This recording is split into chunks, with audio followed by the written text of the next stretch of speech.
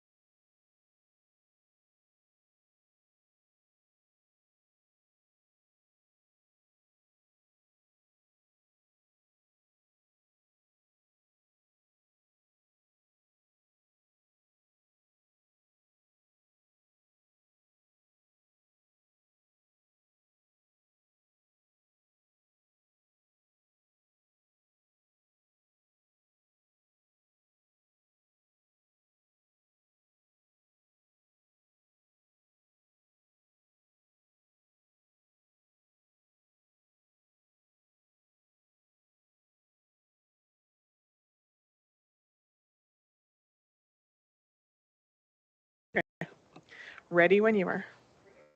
Excellent. Thank you and welcome. We are gathered on the lands of the Blackfoot people of the Canadian Plains and pay respect to the Blackfoot people past, present, and future while recognizing and respecting their cultural heritage, beliefs, and relationship to the land. Lethbridge is also home to the Métis Nation of Alberta Region 3. Oki and welcome. Thank you. So I would like to begin the meeting just with some acknowledgement of some sad news that we received this last week in regards to the passing of Jan Foster. Jan was a long-term trustee on our board and definitely a long-standing community service person that gave a lot to our community, and I just really wanted to take this time for us to be able to honor her time. And I know that two of our board members as well as our staff worked very closely with her, so I'd like to give a moment of opportunity for those that would like to say a couple of words. So, if anybody would like to. Okay, I'll speak. I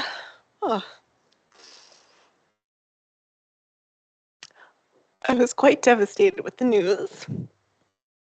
Jan was a Spitfire, and I appreciated and loved her for her tenacity, her honesty. You always knew where you stood. You knew when she disagreed with you. You knew when she supported you. And her love of kids led her. And I just so appreciated the mentorship that she gave me in this role. She came alongside me. Thank you. She came alongside me as I started in my first term. She was always a woman who was willing to listen, a woman who was willing to give honest perspective, and I appreciate and value forthrightness, and I respect it. And she gave that wholeheartedly, and her love for kids transcended her decisions, and that was the anchor that led her. And she led passionately and didn't always agree with her, but we were able to have those hard conversations and those honest conversations, and she welcomed them. I had the gift of speaking with her last week on the day that she died, and I can truly say that she left this world with hope. She was excited for tomorrow. She was excited for time with grandchildren and her son and his family. She was excited for improved health and increased mobility. And so I am thankful that she had hope on her last day, and that I had the privilege of speaking with her and planning tea for next week, which will not happen. But yeah, thank you. Thanks, Christine. this is why we let Christine speak. I obviously can't say anything better than that. Well done. Yes, Jan will be missed, and that's, I think Christine said it all, so thanks. Thank you, Cheryl. Well, you know, Jan was what I call spicy, and I loved that about her. She, and as Tyler knows, you know, she could have so much fun. I mean, my goodness, get her away and play some games and listen to her talk. And oh my goodness, she was spicy. And as Christine has said, she just was an incredible governor. She always put kids first, always. And if things got off track, she'd always say, help me understand what this has to do with making decisions about students. And she would ask the hard questions, right? And she would, and she was honest, authentic, and strongly connected with schools. She loved going to events. And of course, you could get, all you had to do was mention one of her grandson's names and you'd get a big smile and lots of stories, right? And because she did have such a strong role in their lives. And so, and she just had the one son.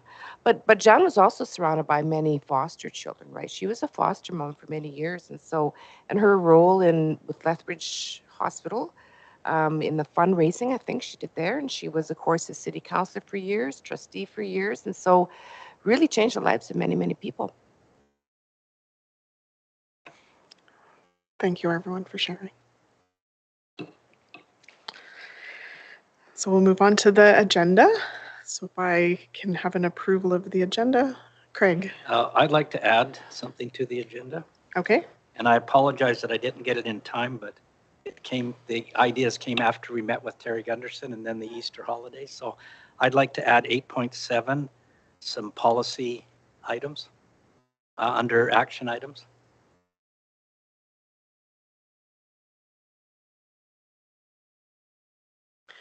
Can you expand a little on policy items or? Yes.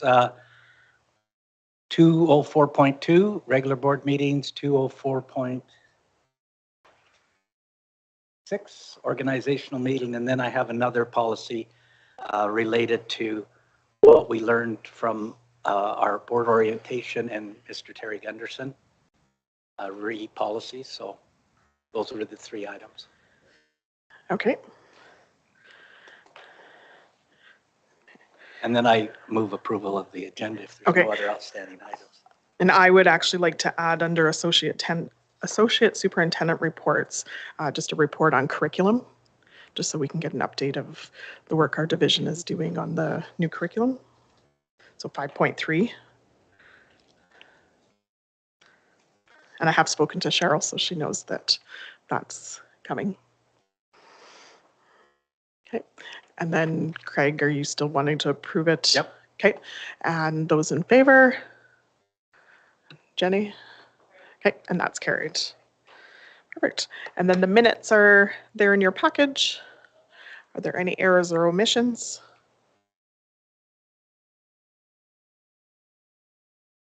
Seeing none, can I get a motion to approve those? Christine, and all those in favor?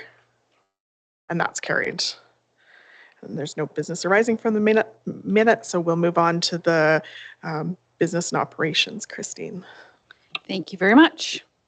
So I'm just going to have a few things in my report. So the first item, of course, under facility services, just to update when we did receive our funding profile, we received just over $1 million for capital maintenance renewal funding, and Victoria Park was approved under that listing of items. And of course, the board had approved the phasing in for Victoria Park.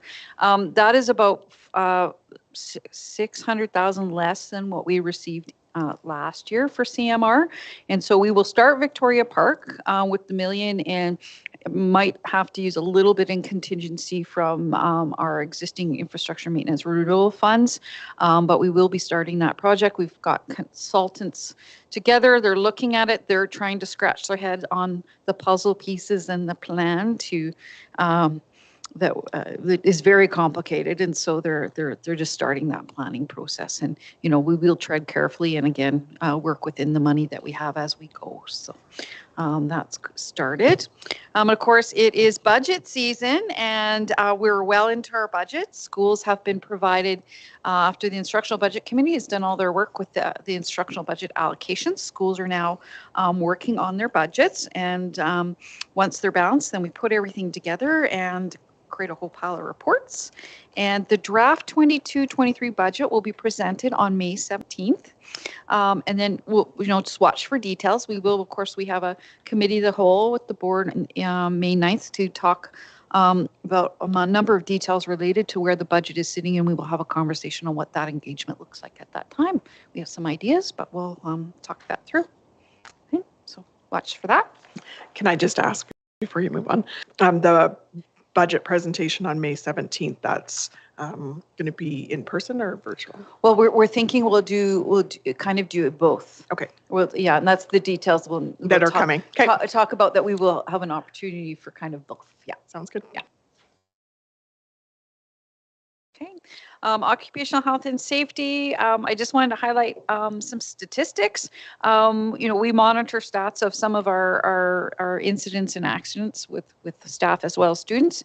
And so, outdoor spaces and when the weather's good and whatnot, that's usually where we have a number of incidents, from slip, trips, and falls to, colliding with objects or just bumps and that sort of thing. And just, a comment that 45% of our accidents for related to students occur outdoors, playgrounds and sports fields and school grounds, of course, because we're running around and doing very active. 45% of those actually occur on the playgrounds. 44% actually occur on the playgrounds. It doesn't mean that our playgrounds aren't safe, but when kids, they whack their head on the slide, or they land funny if they're doing flips. But most of those incidents are related to slip, trips, and falls. Kids running on the playground and they trip. So we don't have any major incidents, but most of them are all minors. Just thought some incidents. Technology is just always up to a lot of things, but I do want to highlight the technology team did go to EPIC, which is the career fair that's put on by Career Transitions. They had 10 20-minute sessions, and so kind of back to back, so very fast pace. And they had over 60 students attend, and they showed them what the world of a technology professional looks like using VR reality goggles. And I guess it went over really, really well. So we're kind of excited to have that. And next, transportation. So I'm going to talk about right now, I'll talk about bell times again. Because we have had people that have expressed their concerns over the change in bell times. So I just want to talk about why we are where we are and how we got here. And so this year that we were in, this particular school year, no, actually I'm going to step back. The year prior to this school year, in 2021, we did have elementary schools started later than our secondary schools. In this particular school year, when we started looking at bell times in the spring, we thought, what would it look like if we had high school students start later and elementary school starts earlier? Let's try that. What does that look like? And so we worked with Holy Spirit and we started to craft bell times. Realizing also at the time we had an additional school and we also had changes in our boundaries. So a number of complexities, which resulted in a number of things. So we started looking at that and we created bell times. And then our transportation service provider, Southland, came along after we've created our bell times and we were well into schedules being created and everybody's notified of bell times. We're now sitting in late May, and Southland says to us, you know what, these bell times, we're going to have a hard time with these bell times. The timing is not great. We're going to have late buses. It's not likely to work. We said, well, we can't change it. It's too late. You need to take a look at this. Please take a look at it. And so they did, and we made some tweaks. We had schools that made requests, and we made minor tweaks, and we royally messed it up, I have to tell you. This is an experiment that we tried, and it did not go well this year. Did not. So when we made those changes, when we flipped the elementaries to start earlier and the middle schools and high schools to start later, we had a number of parents call because we've changed the bell times. It didn't work for them having an earlier start than what they were used to. Be a number because parents have different schedules. So we went with the bell times. We worked in the fall with Southland and said, okay, can we fix this? Because we're having late buses all the time. What can we do to fix this? And so we added 6 buses to make it better and help improve it. Realize that we do have a budget that we have to try and stay in. And then, of course, then we had the driver shortage and COVID and everything else. So things got better, but then we had driver shortages, which caused a number of complications. So we didn't do Southland any favors this year with our bell times. We tried a different way of doing them with the high schools starting later and the elementaries starting earlier, and it just didn't work. So then now let's fast forward to this year. We said, okay, Southland, we want you at the table right at the same time while we're working on these bell times. We need you, with your scheduling expertise, help us figure out how we can improve our transportation system. We need to be better. We need to get it better. So we started in late December, mainly in January, and we said to Southland, okay, we have to get our kids to school on time. What does that look like given what we have now with the elementaries starting early and the high schools, secondary starting late? Can we tweak? Can we make it work better? So they went to the drawing board. They came back and they said, well, we can do this, but we're still going to have really bad times. It's probably going to have late buses, but we can add buses. If we add buses, we can probably fix it. So, to make it really smooth, we were looking at another 6 to 10 buses. Well, we can't afford that. We couldn't afford that. We said, okay, try some more tweaks. So they went back, tried some more tweaks. And they said, well, really, tell us what you need. What is the start time and the end time that we can work with? And so we gave them a start. We said, we don't want you to start much before. We don't want the kids' bell time starting much before 8, and we do not start later than. We don't want them going later than 4 or 3:45 to 4. We just have to keep those parameters. So I went back and did some more irradiations. Came back, and again, we're also working with Holy Spirit at the same time. So because we're in it together, because that's how we save money. So we're trying to work through it. Still didn't have anything. Then we brought the superintendents because we have instructional hours that we have to meet. So we brought in Cheryl and Ken, and we said, okay, we need some help here. Because Southland said, what are the minimum maximum times that we can have here for instruction? So we calculated some things out, went back to the drawing board, and they came back and said, the only way this is going to work is if we revert back very close to what we had in 2020-21 with the elementary schools starting late and the middle schools and high schools starting early. And then we said, well, okay, can we, I see they're, 15 minutes, sometimes 30 minutes, a little bit later than they started. And they said, can we tweak that? And they said, if we're going to tweak that, it messes with your instructional time. It also messes with our timings. They need enough time from dropping one bus off to go back to the beginning of the route, run that route and drop the kids off at the next school. We have to run several double runs in order to make this affordable. If we wanted to keep, everybody's bell times to what they absolutely wanted to, they would tell me, well, we could add 10, we can add the number of buses if you want, but they're $60,000 a pop.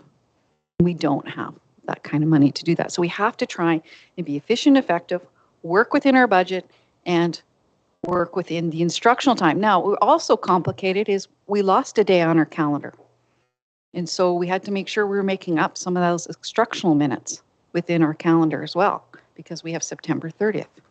So there's all kinds of complicating factors in trying to balance this. And I realize that change we did this year.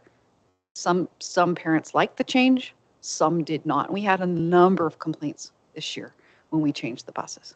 And then again for next year, we're hearing a number of complaints. And it's because everybody has a different circumstance and everyone has different schedules. And we can't, this is one of those things, you can't make everybody happy. And last year we tried tweaking when we had, some potential changes. I had a school do a survey.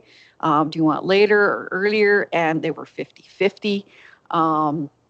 So it's really difficult, and I appreciate those people who are having challenges. Absolutely, we're not dismissing that, but it's difficult. But I do want to make it clear: this is not Southland dictating our bell times. Southland did about 10 to 15 iterations for us, and kept going back to the drawing board, and explaining this. You need to understand, if we don't have there has to be a safety window. They try and arrive at school 7 to 10 minutes before a bell time so that they're not dealing with traffic. And it's still tight. In the afternoons, we will still have some tight time. At least in the morning, we've really, really got it so the kids get on time. We have a number of kids, particularly at high school, who are missing most of their first period. And that's just not right. And so we had to do something to fix that. And that was not Southland's fault. It was how our bell times were structured. And we tried something and it just didn't work. And so we really tried to get it. And so, people say, why weren't parents consulted on the change? Because it's such a complex system that we're running. It's so difficult to consult, because if parent X wants this time and parent Y wants this time, if I can't make it work with the whole system, we have to really look at the whole system when we're making this decision. And we did. We looked at absolutely everything. And so I understand that parents are frustrated, but really it's been a challenge, and we're hoping we can correct those mistakes and have a better system next year that runs, because we've set up our bell times better this year. So it'd be a good time if you want to ask questions about that, because I know it's a hot button topic. Go ahead, Cheryl.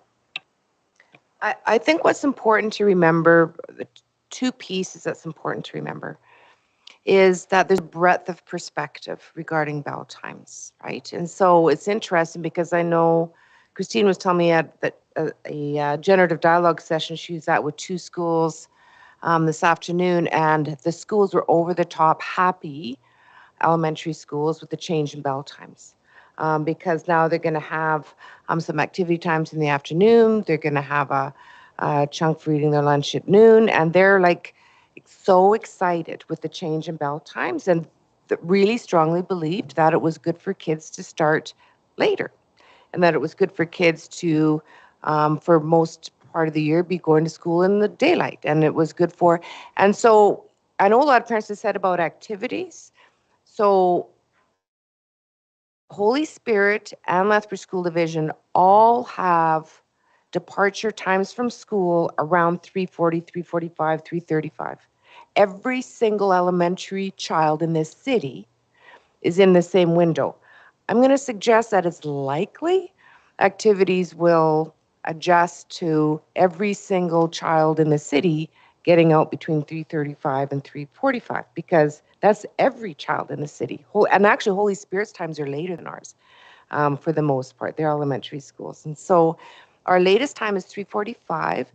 And when you take a look at cities and transportation and funding, and I have to say, because I did look at this, because I knew this would be a concerning matter. And my greatest regret is changing things on parents 2 years in a row.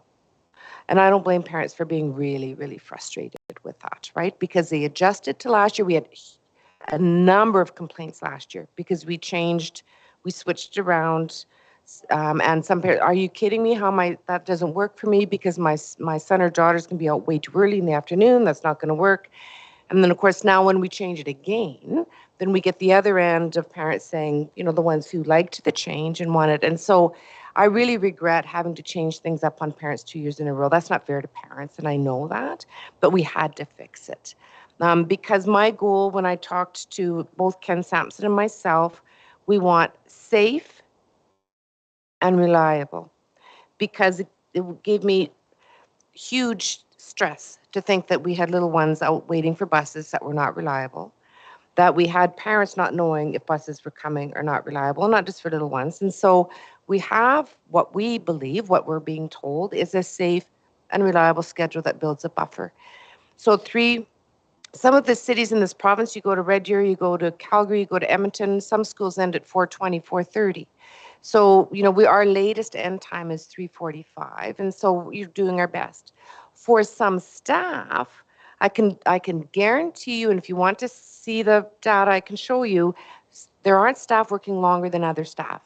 Now, there are some schools that staff feel like it might be longer for them because actually they were somewhat below what it should have been, especially with the loss of the September 30th day. All of the staff are within the correct amount of assignable instructional time, and all students are within the correct amount of instructional time. And so all of that is balanced, and all of that works. And so I totally, like Christine, understand frustration with changing the bells on parents again.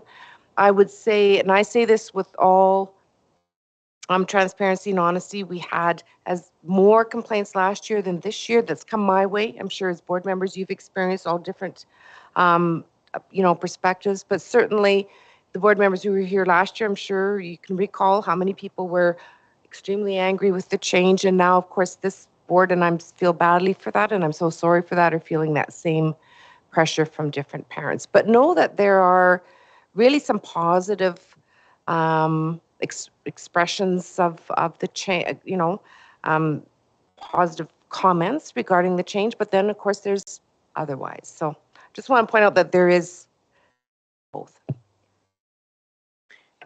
Jenny and then Andrea. I have something later in the agenda here, so I can save my comments till later if you'd like, or do you want me to jump ahead and speak to this now? Do you want me to speak to it now? I appreciate the understanding for some of the background on that. I think that understanding has been lacking a little bit. I did look over the start times and end times, and I did notice that Fridays we have elementary kids, there's a 2-hour span between, like, some are out at 11 and some are out at 1. And so there is a big gap there. And so I think that's why we're hearing some concern from parents and from the public on that. And then I think a lot of the complaints, at least from what I heard from fellow parents as a parent, were people realize sometimes the problems with the busing in the fall when school starts. And so right now I think we haven't heard from everybody yet that we will hear from if things are to go forward the way that they are. But my feeling on it is there's a lot of complicated moving pieces to that. You both have articulated that very, very well. And that there is a very strong desire to do the best we can to give our kids reliable and safe and consistent transportation. And so my feeling is that because we're hearing so much from our public and from our school councils, is that as a member of the board, I feel it my responsibility to strive my best to do the best I can to represent them, and to maybe look at this again and maybe have the board take some time. And I know we don't have time in this meeting to look at things and to see, is there any other ways we can communicate this better? Is there any other ways we can organize this better? Is there something? And so if I'm going to jump ahead to the memo I had submitted, it just was, do you want me to do this one now? At any point in a meeting, you can make a motion. So if you'd like to make a motion or whatever direction I'm you'd not like to go. sure if this is more, it seems appropriate now because we've had the whole discussion. So I'll just give you my background quick, is I just had said exactly what you said. We continue to hear concern about, this is 8.5 for anyone wanting to follow it, but we continue to hear concerns about bell times and busings from members of the community. We are looking for assurance of reliable, safe, and consistent transportation, just as you both said, and education opportunities for students, and that's that learning hours piece, because that was infringed upon. It really has been, and so that's important. The board would benefit, and we've received the information, so my recommendation was just that the board might benefit. I said it is requested that the board meet with Holy Spirit Catholic School Division Board to see if they are experiencing similar concerns and feedback from constituents. And since this is a collaborative initiative with the busing, my thought was that we might meet with their board and put our heads together and just say, how are you managing this? And share in that conversation with them. So that's not in the form of a motion. Does it need to be in the form of a motion? If that's what you'd like to do, we can certainly come back to it. I know Andrea is wanting to Sure, speak as well. Okay. Andrea? I too thank you for all of that history and knowing how all the bus times came to be, and appreciate the safety and the instructional hours. I just have two questions. The following year, when we would put September 30th back in, would that change anything significantly? And also, it's the Fridays with such different ending times. Is there any way that we could address that? Share. Want to throw money at it because Fridays are tough. We're tough for the really tough because it's unusual. It doesn't fit within the regular pattern of a Monday to Thursday, and just coordinating the buses to pick up all the schools at around the same time does not work. So yeah, we'd have to put more money into it, and the budget doesn't have it. I know one question that we've had from a number of parents at a number of school councils, as well as at community conversations, is in regards to what does that money look like? And is there an opportunity, and this is the question from parents, is there an opportunity that could be in fees to parents? Well, if we started, we could charge, if you charged fees, that is certainly always an option. I can tell you right now in this climate, you won't be able to collect them because Holy Spirit charges a fee because they bus under 2.4 for their K to 5 and for fee payers, and they're having trouble collecting their fees. This is not the time to charge fees to parents and families. So we'd have to charge fees. I mean, or we pull for a lot of school boards, they pull from instruction to pay for transportation. And just like when I talked about our administration budget, I rather keep as much as we can in the classroom. And in terms of the question from the public in regards to how much extra that would be especially for that Friday piece, are we able to? And if you don't, that's fine. I just know when we were trying to balance it was if 6 to 10 buses we'd have to add. There's 60,000 each. We cost share right now with Holy Spirit, but if we do something outside the norm, they're going to say no. You're on your own for paying for all those buses. Okay, Tyler, is that your hand up? Okay, Cheryl and then Tyler. I want to point out that the Friday differentiation isn't only about the bus routes. It's about assignable time for students. Instructional time for students, instructional time for teachers, and assignable time, right? So that's why if you take a look at their week hours, the Fridays balance it off. That's why the teachers have the same, and the students. So if you take a look at the kids who are out later on the Friday, that's because they have shorter hours Monday to Thursday, right? So the Friday isn't only about buses. If we start changing Friday's schedule, now I'm going to have to rework all the way Monday through Thursday to make sure that our kids have the right instructional hours and our teachers have the right assignable time and our teachers have the right instructional time. It's not like if you change one day, because I made sure I worked with them to balance those three factors out: student instructional time, and the teacher time. And so if we start all of a sudden saying, well, let's make it all the same on Friday, oh dear. Now what we've done is we've made it inequitable. And some of those, if we did it one way, some aren't going to have enough time. If we do it the other way, some will have way more time. Do you see what I'm saying? Andrea has a response to that. Are you good? Okay, go ahead, Andrea, and then Tyler. Oh, sorry.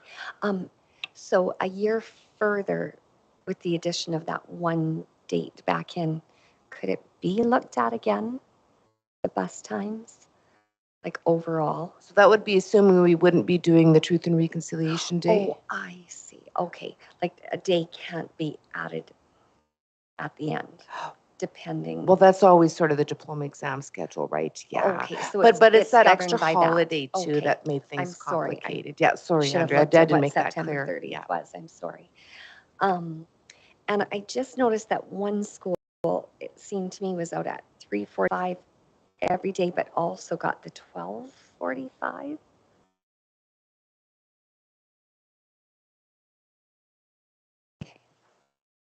Okay, yes. And again, I apologize about the September 30th. I should have looked at that. Tyler? Okay, Cheryl caught one of my points, so that's good. Yeah, when you move the Friday, you move instructional time. I just want anyone who's, really upset about this to please feel free to talk to the city of Lethbridge, send your displeasure in removing what was an amazingly efficient busing system that costs the city of Lethbridge $0. As much as they lose on transportation and busing in their budget every year, this one cost them nothing. So unfortunately, it caused us a lot of grief and parents a lot of grief. And I wish that didn't happen, but here we are. So I just wanted to say one thing too, a couple things in addition to, well, we can throw money at it, because we can and we can't. We do have a defined budget. So kind of like Christine mentioned, if we take money from somewhere to put it into busing, we're going to lose money somewhere else. So if we got to get 10 buses and they're 60 grand and we need $600,000, that means we have 6 less teachers, class sizes up, whatever the case is. But on top of that, given all the problems that we had with busing so far, one of the problems that we have is we don't have enough bus drivers. So to buy 10 more buses is one thing. To find 10 more people to drive buses is another whole issue. We didn't have enough people to drive the buses we had last year. So it is a very complex issue. I'm not necessarily against what Jenny says and us being able to sit down with Holy Spirit and have a conversation about it. I'm just not sure. Like without Southland being at the table and the one who actually schedules it and how it runs and to understand the times of every school and everything, it's so complex. I don't know that 2 boards sitting down can actually hash this out. We can come up with possibly some tweaks or some things that we might be able to possibly make better, but I don't know that that's even an option on that front. So I guess that is most of what I would say. I think we answered the other one about your day, because you were talking about putting the day back in, but that day is that's truth. Yeah, Truth and Reconciliation's here to stay. So we'll be continuing that. Craig, and then Christine. Through all of this, and I've been in different divisions where early Friday, some got out early and some got out later. Just, that's how it happens. And unfortunately it does, because they have to have the hours of instruction and then the TIBA contract further complicated it. But I guess my concern is this would be communication. And I think we need to develop a better communication system, starting when I wasn't even aware that we were having meetings in January. And so I think the board needs to know further in advance what's happening. And maybe it would help, and I don't know, and I just throw this out as something to debate. Maybe it would help to have a trustee from each board just sitting at the table, just to hear and listen to the conversation, so that when you come back to us, we have a little more information. And I know it's tough and it's difficult, but it seems like we've got to just improve a little bit in our communication system. Thanks. Christine? Thank you. First, I want to say thank you for this addition to your report. After our community conversation, I did email Christine with some questions that community members, some parents had presented, and I appreciate the complexity of the process and the multiple people and organizations involved, not just in our house, but with Southland and with Holy Spirit. And there's definitely a lot of layers and a lot of challenges to group work in general, and then adding this task. So thank you for just deepening our understanding of the process today. I really appreciate that. I think the question that we need to ask, and I agree with Jenny, I agree with your memo when you say the board would benefit from additional information. And I feel like we got that with Christine's report for sure. I think the question I ask is, where is the level of governance intervention and where is the level of trust for our administrative team and the duties set before them, right? And I think it's really important to be mindful of that and to be mindful of keeping to our call and to our task without overstepping and undermining our administrative team. And so, you know, when we talk about, when we publicly state we should meet with another board, I'm not sure how I sit with that, because that's putting them in a position to have a voice in administrative task, and us calling them out to that publicly.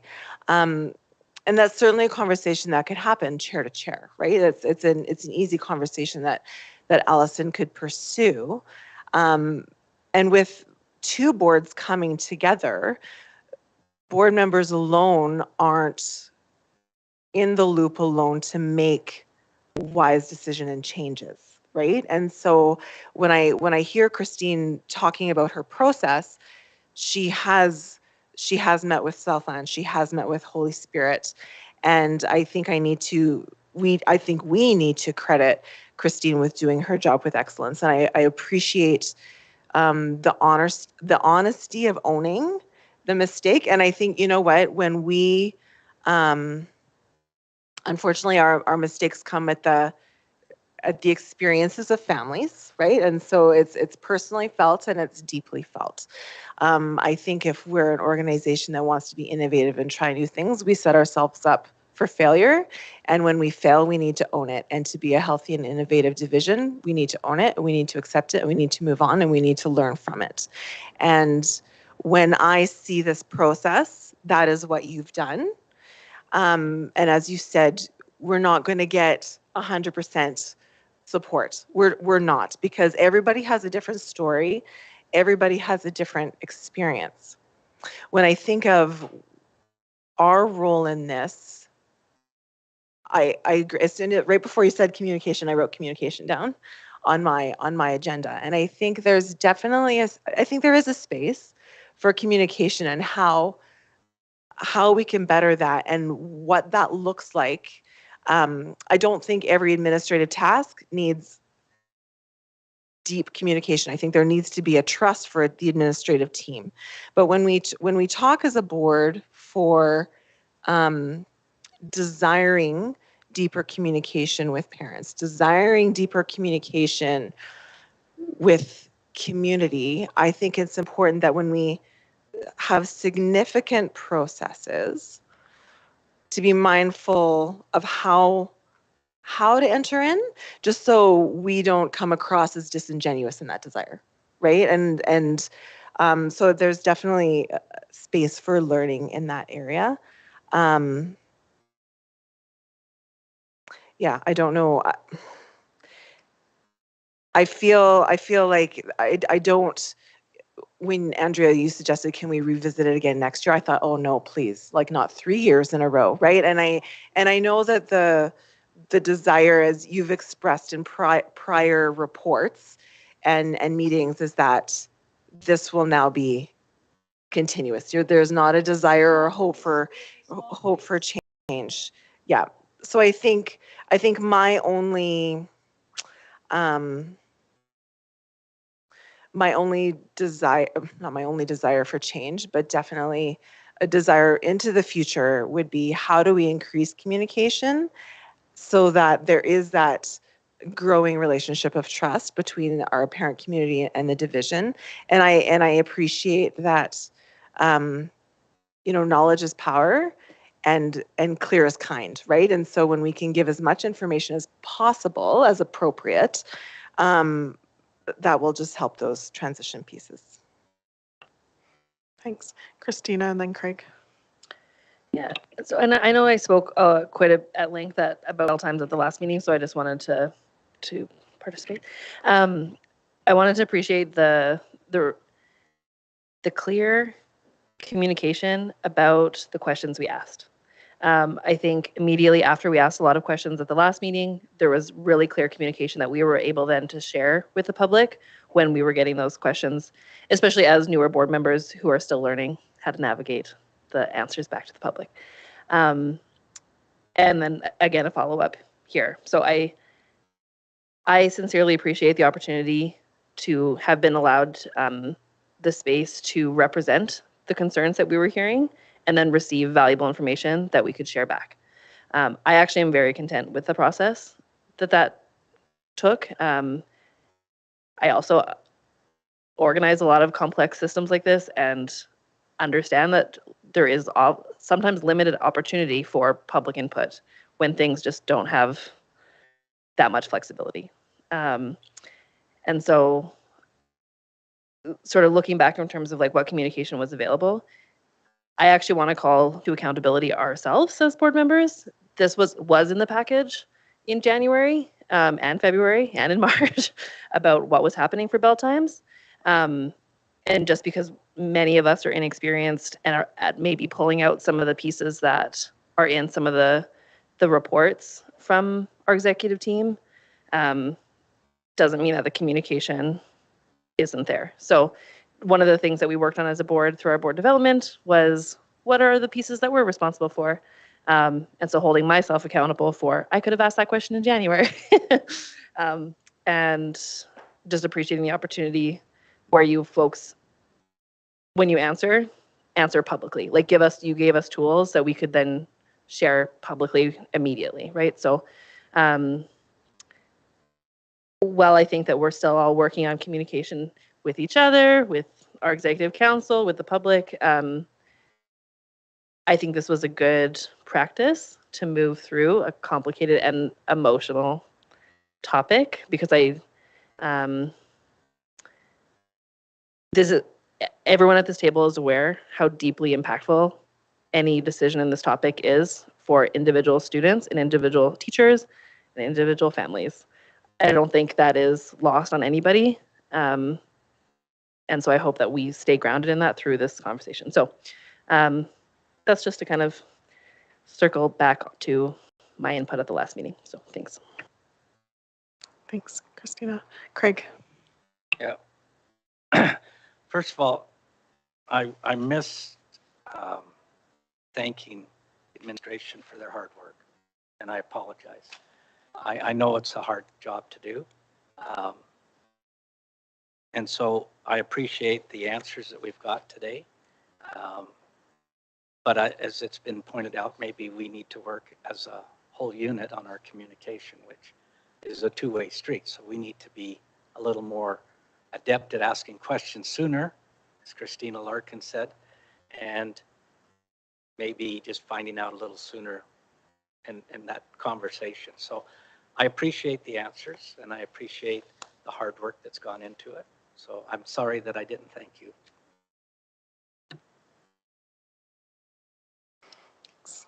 Jenny.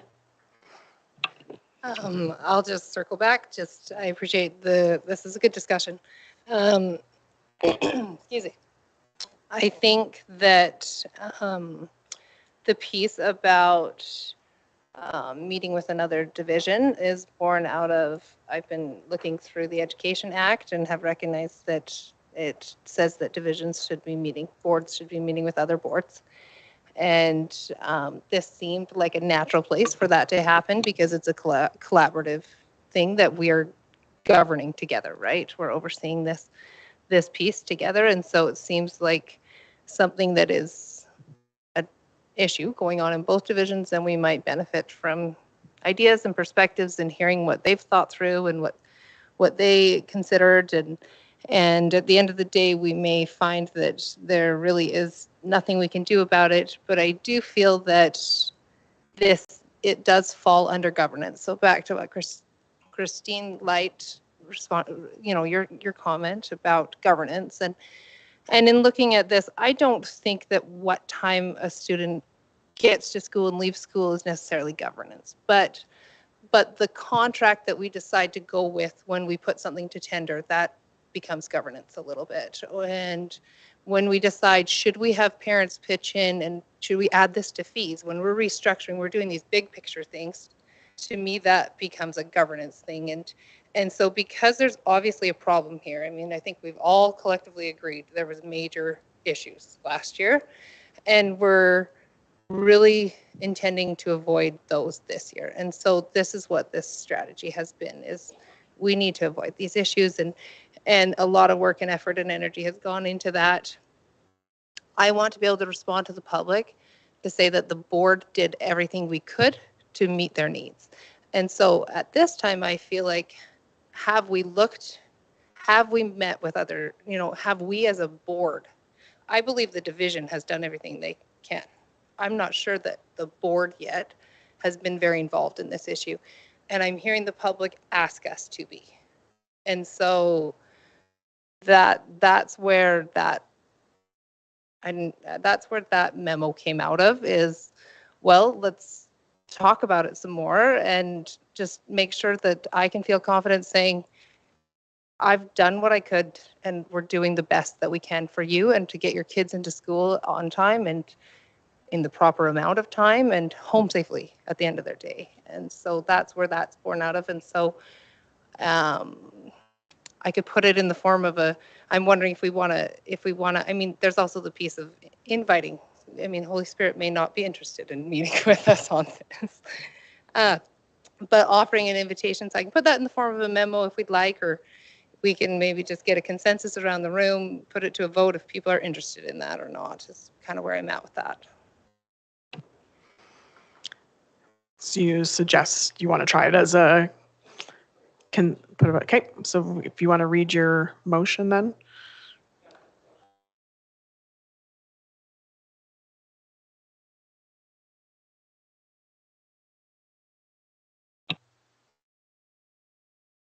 Sorry, I went away from it already.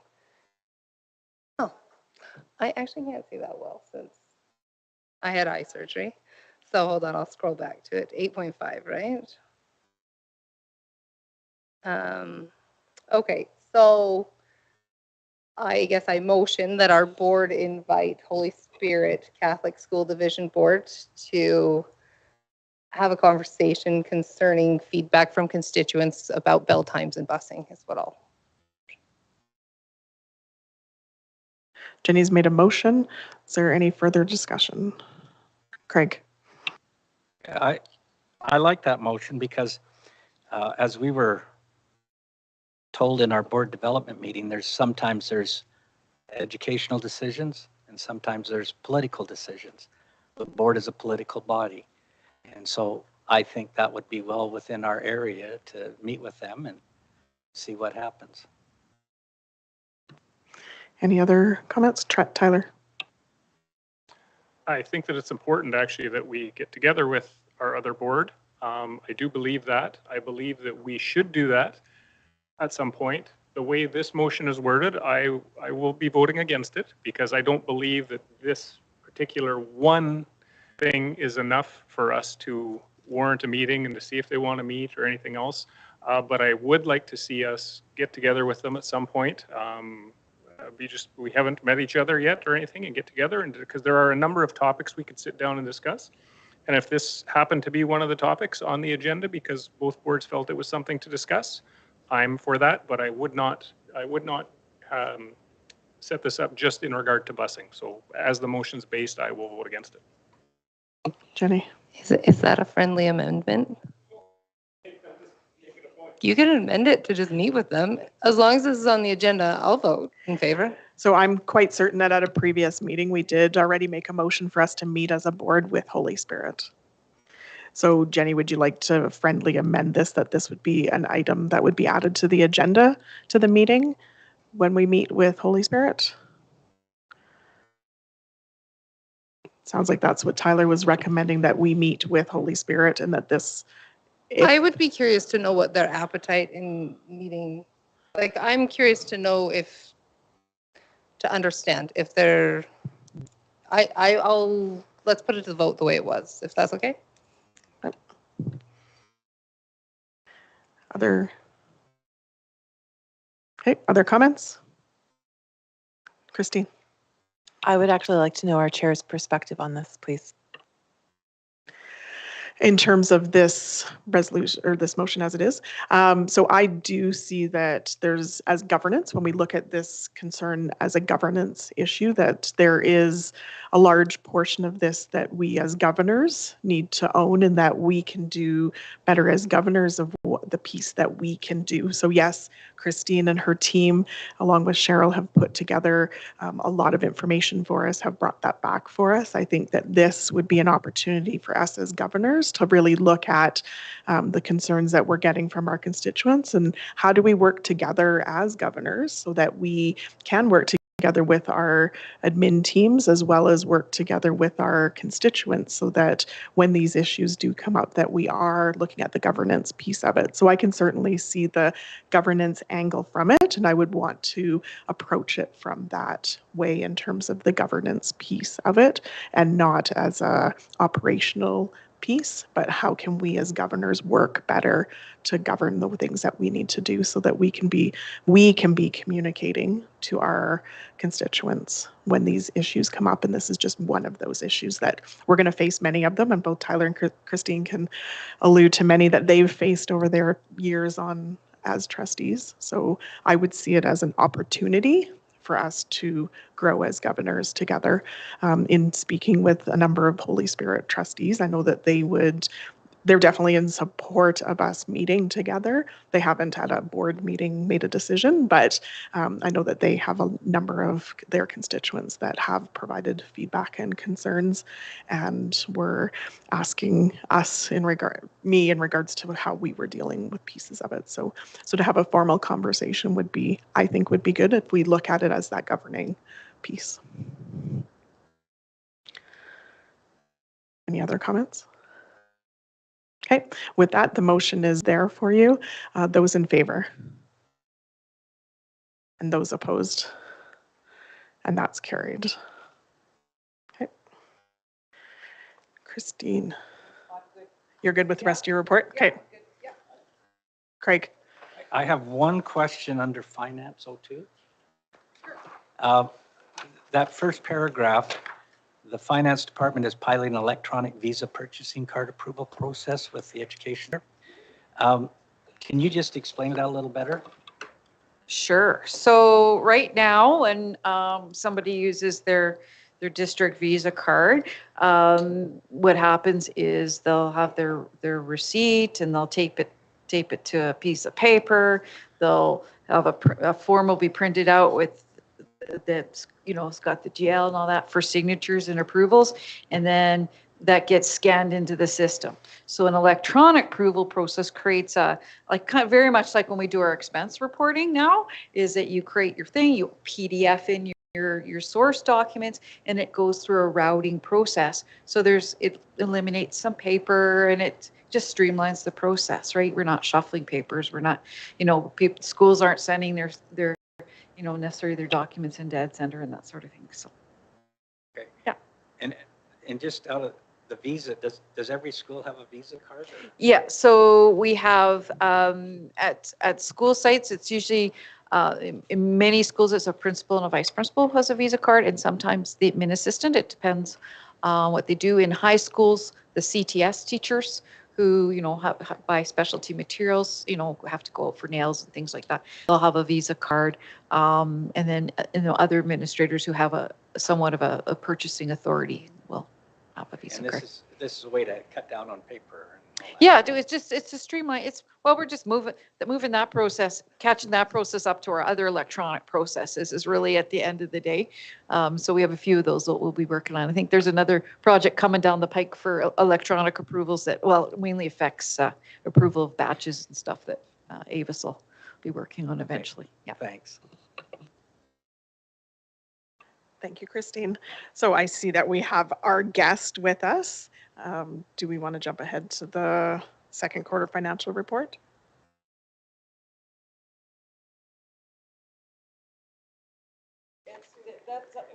We could do Mike. You can finish Okay. Okay, go ahead, Mike. So yeah, in terms of highlights on the HR report, really this time of year, it could just be staffing in bold letters because that is obviously not taking up, it's a very important part of the role right now. So that's certainly something we'll continue to focus on the next couple months. In terms of highlights, I say this every time we go to the U of L for a career fair, but we did another one here in April just before the break, and it's so awesome to get out and meet these beginning teachers who are just so excited and enthusiastic and ready to get out into the profession. So we are in very good hands currently with the veteran teachers that we have, and we have great people coming into the profession. So yeah, so that's always great and always a lot of fun. And then I think you've met Madeline, but just to make sure, if you haven't, she's our new receptionist up front, and she also does some HR work for us. Does a lot of the onboarding process, which is critical this time of year when we need to get people into schools and subs and those sorts of things. So. In terms of the staffing process, we're well underway. As you likely know, we've got some administrative positions that we've been filling. And really where we're at now is schools have their budgets. They have until tomorrow to get them in. I know most of them are probably in and done, but there's lots of last minute shuffling going on. They also have preliminary teaching allocations. I know Rhonda and Anne are working with, and Stacy are working with the schools on support staff allocations as well. And so now it comes down to kind of finalizing a lot of the staffing decisions. Then we'll begin to offer some contracts, and then we'll start to advertise positions in the next couple of weeks. So we're making good progress. I felt really good about where we were at before Easter, and now all of a sudden I look at the calendar and realize we're only like 3 weeks away from a long weekend, and I kind of get a bit of a nervous tick, but we'll get it all done and get the division staffed. In terms of absences, those sorts of things, you can see from the charts the general trends. I'll just give you a couple sort of Coles Notes versions of what's going on.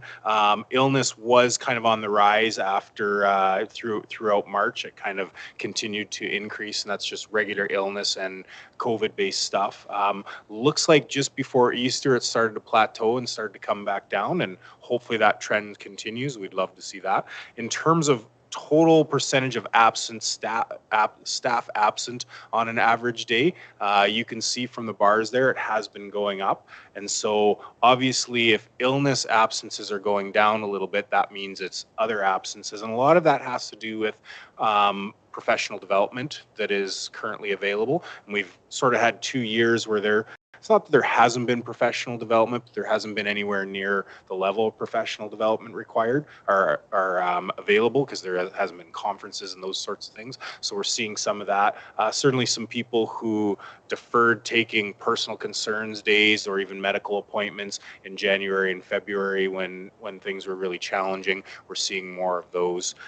We're doing okay on filling our absences. We had a great day today, which was really good. We had a little bit of challenging right before Easter. There was a couple challenging days, but working really hard on that. And again, schools are doing a great job. So the hope is that we can have the trend right now coming back after Easter. It's pretty good, and hopefully that'll continue, and we can get into May and June and continue to do a good job of providing subs when we need them and those sorts of things. So that's about it from me, unless there's questions. Craig. Yeah, on the unfilled absences, does that include and certificated? Is there kind of a percentage of which is more than the other? Well, fortunately, I got them right in front of me on my computer screen. So yes, that is a combined of all of teachers and non-teaching staff. And as the board well knows, we have more challenges filling non-teaching sub positions than we do teaching sub positions. So we've been around, and this is sort of ballpark, so don't quote me on the exact figures. When in terms of support staff in January, when things were really tough, we were up in the high 30s, even high 40s, almost 50% of our absences weren't getting filled. Lately, we've been down in the 20%. Today, I think today it was only 8% didn't get filled. Okay. So that was really good. Teachers have been pretty good. We started off when things were first really challenging, we had a week there where we had about 11% of our absences weren't filled. And then within about 2 weeks, we were down to 1%. Those numbers came back up, particularly as we got close to Easter here. We got up into where we'd get into 7% of our absences not getting filled on a regular day. So that's a little higher than we'd like to see. Today, they're all filled, which was really good. So yeah, we've seen a little bit of rippling. Support staff, what we have seen improvement throughout. And if you look at the graph, you can see that even though absences have gone up, proportionally the number of unfilled absences haven't gone up at the same rate, which is a pretty strong sign that we're getting more efficiency out of our sublist. Okay, thanks. Any other questions or comments for Mike? Thank you, Mike. And then we had curriculum, and it was just to ask Cheryl for an update, because I know our division has been doing a lot of tremendous work with the difficult situation. So just looking for an update on that. You bet. And so finally, the curriculum was revealed. The reveal was done just before Easter. Of course, perfect timing, because I remember Karen Rantzer and I, our director of curriculum, sitting and debating, do we send this out to our administrators or not? Because we didn't want to have them worried or having to work over the Easter break. Well, we did send it and then assured them they really don't need to take a look at anything. And so certainly very fortunate to have the expertise of Karen, as well as Beth Smith, our literacy lead teacher, and Michaela Demir, our numeracy lead teacher. They've done a deeper dive, of course, over since that time that it was released into the curriculum. There's one thing we know for sure, and I've read through that as well, and as Alison knows, because I think you were at quite a few of the meetings, and Christine, we did have 3 parent consultations. We did do a really deep dive into providing the minister and ASBA with our feedback regarding the curriculum. Were the changes made that we were hoping for? No. What changes did they make? I mean, if you're to read some of the expert reports on that, both from ATA and from the post-secondary levels and from curriculum expert analysis, they've changed some language in the curriculum. So, for example, they've thrown critical thinking in there quite a few times, but then if you take a look at what they've connected critical thinking with, it really doesn't make very much sense. It's still content-centered in our ELAL. And it's interesting to me, the announcement, they call it ELA instead of the new word ELAL, but nonetheless. It's content-centered, not process-centered. They talk about comprehension, but really don't have examples of emphasis on comprehension. They say writing process, but no details to support the writing process in terms of outcomes. Michaela, who's much more the mathematics person, said that, math, they did take some of the things out, but then they put some other things back in. And so she thinks that we're sort of at the same place.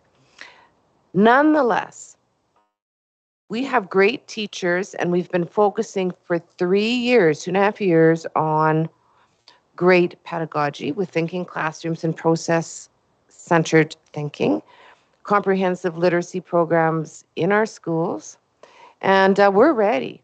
And so we may not be necessarily jumping for joy over the final product or affirming government for making changes that we requested because that didn't happen.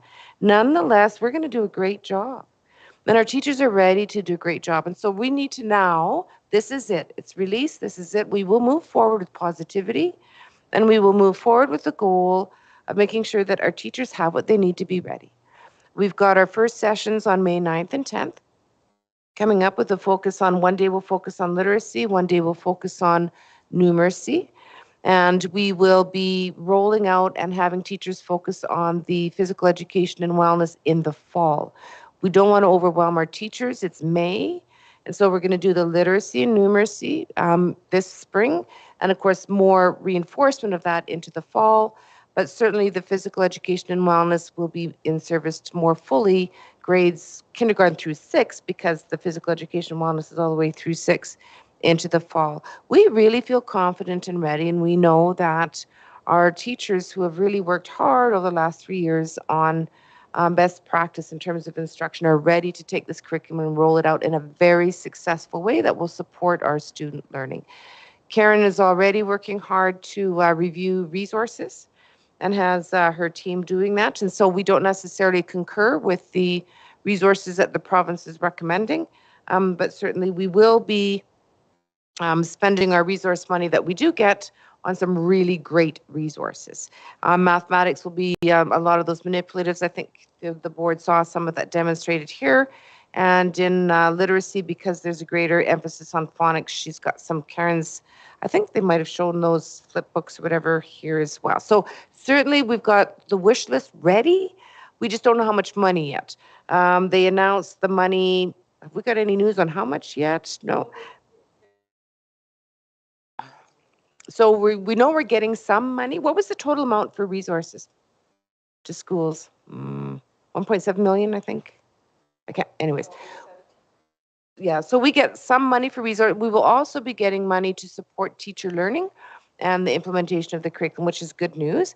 And so Karen and I are working on a form we have to fill out and submit to the province by next week in terms of anticipated numbers of teachers next year for K1, 2, 3, and in all of our core subjects, and then of course K through 6 with their physical education and wellness. And so as we've communicated with this board, we decided we were not moving forward with grade 4 to 6 English language arts, literature, or mathematics, because we just felt that we wanted to make sure that we built the capacity among our teachers, that there may be some divisions across the province. There's not a lot that I know about. I've talked to a lot of superintendents, and most of them are just wanting to build that K to 3 capacity first, and then 4 to 6 for literacy and numeracy will be for next year. So unless there's any questions. Craig. Yes, notwithstanding the professionalism and the ability of our teachers in this division, I know that Horizon and Westwind had some teachers pilot the curriculum. And would it be, I'm just wondering if we shouldn't be in contact with them and even have one of their teachers come in and talk to us about the piloting, how they did it and how they feel about it. It kind of, they've already done some of that. So, I mean, we can probably learn from them and then help us. It would reduce some of the stuff our teachers have to do. And so, I mean, I'm not discounting the professionalism and all of the abilities of our teacher, but I know as a former teacher, it would be nice if someone came and talked to me that had done that program and then just help along the way. So I'm just wondering if that's a possibility. Oh, sharing is always a possibility. The South works very closely. And actually, it's interesting because the other jurisdictions are seeking the 3 school division expertise on pedagogy because the curriculum is pretty straightforward. And really, it's a matter of how do you translate that content-heavy curriculum into good pedagogy. And Karen's working with all of the curriculum directors in the South, and so certainly we'll be, and with SAPDC. And so I know the 9th and 10th is with SAPDC as well as some of our people, and then there will be some joint South explorations of things moving forward as well. And it's interesting, Craig, because even though some of those divisions did do some of that piloting, it wasn't system-wide. Right. And so, yeah, it was just little. And so, you know, in terms of, so those teachers will contribute to what I call sort of that capacity building. Right. And so I know they'll draw from when they get together Zone 6 from those teachers who have done that and build some capacity there. So follow-up on SAPDC. Although I'm not a teacher, I'd be interested in just attending just to hear the comments. Is that possible? The meeting or the sessions, the learning sessions. Oh, I'm sure. Yes. Actually, board members can always come to learning sessions. You betcha. I'll make sure that Karen invites you. Yes, Okay. For sure. Thank you. Yeah. Be great for you guys to come. Other questions for Cheryl on curriculum? Thank you very much for that update, and just when we get questions, then we're better able to answer them. So thank you. I appreciate that. And with that, I think that we should stop where we are and move Avis up. If you're good to go, Avis. Oh yeah. Nope. Cheryl has to stay here regardless, so.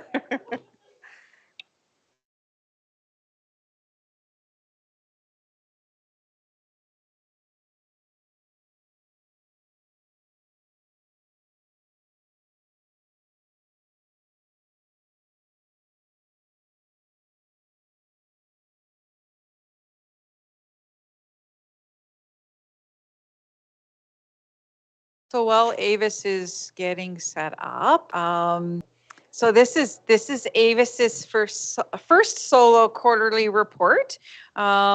She's only been with us a few short months, and so she's been absolutely immersed in accounting and learning our accounting systems and our budget programs, and also then now the budget as well as the finances. So she's probably her head's probably spinning, but she's been doing absolutely wonderful. And so, yeah, if you're ready to go, we can present Perfect. the second quarter report.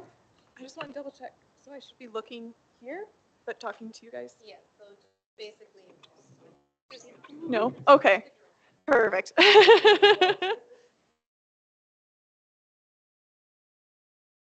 Okay, perfect. All right. Well, thank you for that lovely introduction. And yes, I am pleased to present the 2021-2022 second quarter report, Finance at a Glance, ending February 28th, 2022. And so this presentation is an overview of the quarterly report which you would have received in your board package. And so this report is based on the operating budget, which is the approved September 30th budget. Subsequent to the approval on September 30th, there was one change that was updated, and it was just, oh, sorry. No, that's okay. No. Oh, yeah. Oh, perfect, perfect. All right. So subsequent to the approval, the following change was updated. So the updated change was the operating budget for the estimated effects on the school-generated funds from COVID-19, as lots of the SGF activities for 21-22 were unlikely to be provided for this year. So to give it a more realistic perspective on the operating budget compared to just simply saying COVID, COVID, COVID, COVID. So there was a decrease of the 2.3 million, as you can see on there. And so, as with similar reports that you likely would have seen, so the budget is displayed as the following. In the half circles, the budget line is blue, the forecasted line is green, and the red line will show the actuals. And then in the full circle chart, the budget line is blue, forecast is green, and the year-to-date spent is in red. There will also be check marks within each expense area in the departments and then in the types. The green check mark means expenses are within forecasted costs. The blue check mark means there are revenues to cover the cost increases. The yellow check mark means expenses are over forecasted amounts but still within budget. And the black dash is above forecasted costs. So you'll see those throughout the report. All right, so let's start with revenues. So as of February 28th, 2022, 51.4% of revenues have been received. Overall comparable and slightly above forecast, with 51% actual received versus 50.6% forecast. The largest variance relates to Alberta education funding, which is mainly just from the timing of when budgets or when funds are received throughout the year. And so the majority of the other revenues are comparable to budget. We'll move to expenditures. So again, overall comparable, 51.6% actual versus 52.3% forecasted, so slightly under. As shown in the chart, they were reported both on program and by type, so we're going to go through a breakdown of each of those as well. So here we'll start with departments. So the first one is instruction pre-K. I got too excited and flipped my sheet too quickly. Is at 47.8% spent, which is 87% of forecasted costs. There was some savings within staffing and unused contingency, and so overall is considered in line with budget. Next is instruction K to 12, which is at 51.1% spent, which is 99% of the budget, exactly where it should be. There have been some savings with school-based budgets, specifically with their contingencies. However, it's been offset by the increased sub-costs from December to February due to COVID. But overall, it's considered within budget. Next is operations and maintenance, which is at 53.9% spent, which is 97.7% of the forecast. Insurance premiums have risen in this area, so it'll be important to watch, but overall, it's considered in line with budget. Next is transportation, which is 56% of total budget has been spent, which is 95% of the forecasted costs. Of course, fuel costs continue to rise and have been a pressure for the division, but overall, it's considered with line in budget. System and admin is at 53.7% of their total budget, which is at 100% of the forecast. It is slightly higher than the forecasted amount. It's by $961. And this is due to a vacation payout that was paid out in Q2. But however, the department is still within budget. And last but not least, external services, and it was just the international program, is at 43.8% of their total budget, which is at 88% of their forecasted costs. So it's considered in line with budget. Does anybody have any questions on any of that right now, or I'll jump to the next section? Perfect. All right, so now we'll go through the types of expenses. So first we've got salaries, benefits, and PD. So it's at 50.9% spent and 98% of the forecast. EI and CPP reset in January of 2022, as well as Mike kind of alluded to, PD had been kind of pushed to a different quarter just due to all the different extenuating circumstances, but overall it's considered within budget. The contracted services, which include audit, legal, consulting, utilities, transportation, maintenance, safety, and wellness, is at 57.9% of budget and 100% of forecast. So it is, the increase is due to utilities and the increase in fuel costs, which we had talked about as well. So it is higher than forecast, but still within budget. Other services includes insurance, international programs, memberships, printing, rentals, and advertising, which is at 76.9% spent, or 90% of its forecasted costs, which it's considered in line with budget. Next was supplies, general supplies, technology, maintenance, small equipment is at 47.7% spent, and 92% of forecasted due to schools, general supplies, and other equipment. There's been some supply chain issues. I've been chatting with a few principals who are still waiting on some desks and things that they'd ordered months ago that we're still kind of waiting for, but overall it's considered in line with budget. Other expenditures, which include contingency, travel, car allowances, is at 24.9% of budget and 49% of forecast due to not having to use these contingencies thus far. And overall, it's considered in line with budget. And again, last but not least, the transfers SGF capital IMR funding.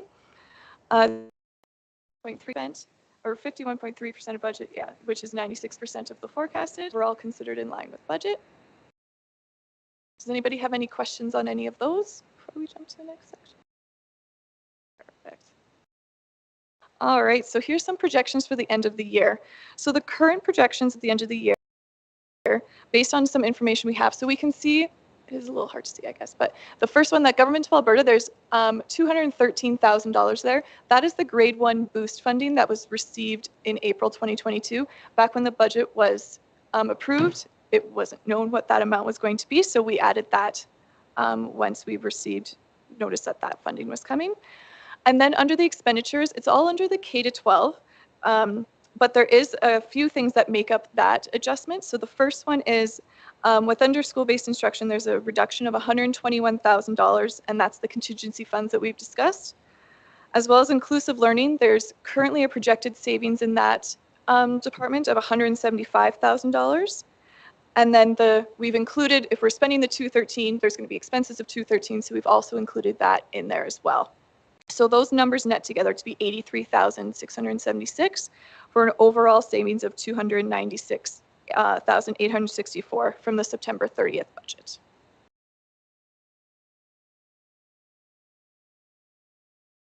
All right, so our financial position as of February 28th, 2022.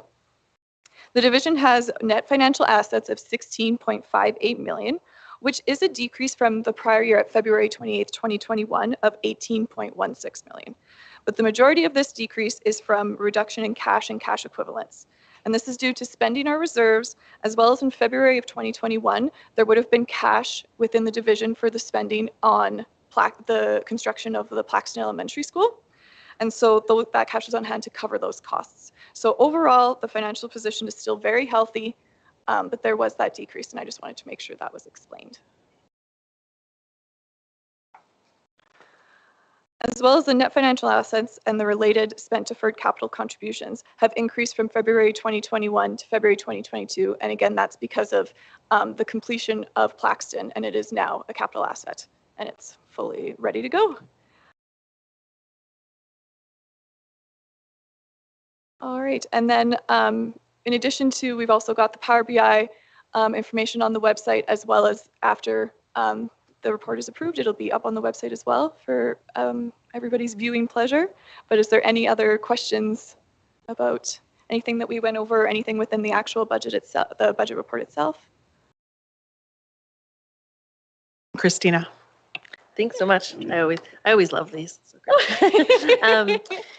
I just had a question, and this is actually just maybe from Warwick. Sorry. Oh. I'm wondering if there's more context for the underspent amount, the 175,000 in inclusive learning supports. I know that we hear a lot about the needs for inclusive services, and yeah, just curious why there's such a. It seems like a large savings. I'm not sure if it is actually objectively large or. Because I was going to say, yeah. Well, that and those are related to the pre-K area where we had the grant, we had some grants and the kids weren't there to provide the service to. So that's why. And then also there's also sometimes a gap if we're replacing staff and whatnot, if they move on or whatever. So there's a combination, but in this year it was a case of sometimes matching the supports to the kids. And Christine, maybe also, because I know that it's a goal of more exam inclusive learning to try to, as we continue to budget and have real-time budgeting information, because this is a traditional gap. So in other words, but one thing that we can count on for the cycle piece is anything that's left of inclusive education gets carried over into inclusive education. Yes. And so that's, I'm trying to remember, Christine, there was how much that was carried over was about 300,000. Right. And so that was carried over into here. And so actually now looks like maybe 175. Then if that's left over, will be carried over into next year. And so it's a cycle that's been the course of many years. And because of its 90-something% staff, the gaps that happen when you're hiring staff and not being able to fill those positions right away, especially those large numbers. But we have to keep in mind that carryover doesn't mean that the students weren't saved, because there was a 300,000 carryover that went in from last year, right? And so now this will go into next year. So I think we need to understand the carryover piece to know that the students have been served and actually were served to a more fully funded level than what we actually got in for this year. Am I making sense? Yeah. Got that down so well. Yeah. I'm impressed. Christina. Just a follow-up question then on the staffing piece. So are the staff that are working in inclusive education, are they accounted for in this section of the budget? So when we say, we don't have sometimes subs for EAs, for example, is that part of this same conversation? Like, is that funding listed here? It's part of the instruction part. Yeah, it's part of all of instruction. Yeah. Craig? Yeah, just on the question of contracted services, especially utilities and that. I know the government's thinking of giving households a rebate. Are they thinking of giving school boards a rebate? Not that I have heard. I do know that, was it the beginning of last year that for some of our utilities, we've signed into a long-term contract, which has helped, but it's still not alleviating all of the pressure. And the other question is that they're dismantling, I can't remember the name of that organization. It was started by the PCs where they bought power, or they gave the companies that were producing electricity, they bought some so that they could even out the costs of it. Okay. And it's starting, they're going to phase it out this year. Will that affect us negatively on the cost of our utilities? We do have we signed, we hired a consultant. It's been, I tell you, well worth the money, that helped us take a look at our gas and our electricity. And so we, first of all, and we used to be floating on gas, and we got into a contract that is part commodity, mostly fixed and then part floating, 70-30, I believe it is, which secured us a really good rate. The problem we're facing now is the carbon capture costs and administration costs that they're starting to charge. So that's that's almost doubles your cost. It's quite extensive. So that's where we feel the pressure. And then electricity, we signed a contract that starts actually July 1st for electricity that is actually slightly lower than what we're paying now per gigajoule. But again, there's all this administration and costs and whatnot. So yeah, all those pressures that people are feeling at home, we're feeling as well. But yeah, we're not aware of any rebates that are coming. Mm-hmm. Thank you. Any other questions for Avis? Not seeing any. We do need to approve the second quarter financial report. Is there somebody that would like to make that motion? Christina. And any further discussion? And those in favor? And that's carried. Perfect. Thank you so much, guys. Avis. You survived.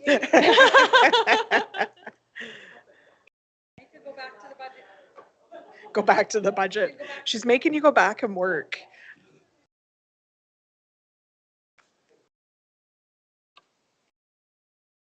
Okay, thank you. And now we'll move on to superintendent reports and board priority reports first.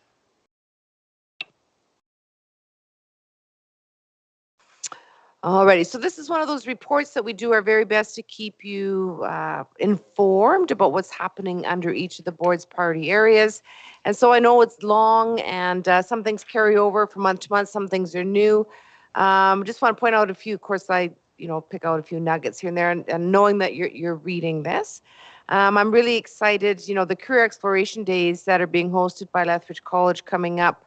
I think the first one's April 28th. So this week and then throughout the first 2-3 weeks in April. Those are full day exploration opportunities for students at Lethbridge College being hosted by Lethbridge College. And we're sort of in a collaboration across Zone 6 to sign students up for those collaboration days. And I've put down what some of those are, agriculture, architecture, technology, criminal justice. Actually, Winston Churchill's taking a whole class up for media. So we managed to get a media one just for ourselves for Lethbridge School Division and a carpentry one just for ourselves for Lethbridge School Divisions. And then our students can access any one of these. We have a certain number of seats. So as of this morning when I visited with Christina Peters, who I have to say thank you to in terms of doing the incredible task of getting everything organized and streamlined for kids to sign up in communication with the college. We've got 84 students registered in those career exploration days, which is really exciting.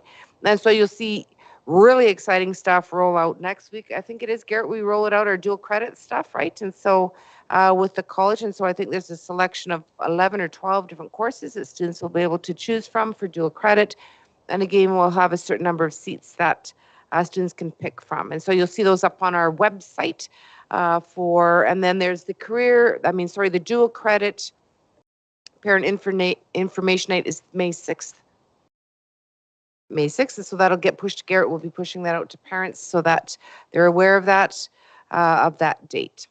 And so we've got, certainly I've talked about the new curriculum, which I had highlighted a few things there where I already talked about that under Associate Superintendent report, so I won't repeat that. I talked about dual credit with Lethbridge College, and we will be moving with dual credit with the university. I've been in conversation with them for next year as well. I think that someone mentioned Epic. Who mentioned Epic? Oh, because it was technology. Oh my goodness. If you've never been to Epic, you really need to go to Epic next year. And I'll make sure you guys get an invitation because it is an incredible experience for students where they go and different businesses and industry provide hands-on experiences for students, as did our techies. to experience different things.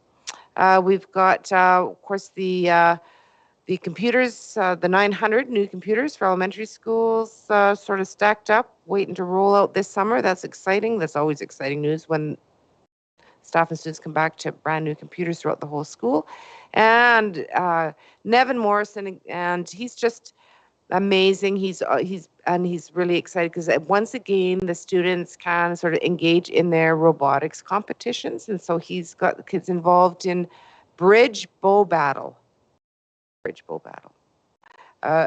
robotic competition, and there's students from Churchill, Chinook, and Catholic Central, and they're looking at going to First Robotics at an event in Calgary this year. And I can't remember, it was before the pandemic, but one of our robotics groups made it to national level. Our staff do amazing work. Oh, that was Churchill. Okay, and sometimes the schools combine, right? Like it's sometimes it's cross school, and so certainly early learning's moving forward. Parents are being informed of where the programs and placements of their students. The Anti-Racism, Anti-Oppression Committee has done a lot of work, and the policy committee saw a draft of that draft policy and distributed it to stakeholders, and so the board will have that coming forward in the near future. Craig, I can't remember if that's this meeting, but I think next meeting, because it has to come back to the policy committee, and then we'll come here. And I know Mike talked about diversity, of having a diverse workforce in our school division, and really happy about having Red Crow College partner with us to place practicum students in our schools and classrooms, and so just a real focused effort on trying to have our schools places where all students see themselves. And thinking of that, we had our new student support worker for ESL start on March 28th. I'm going to do my best to say the name properly.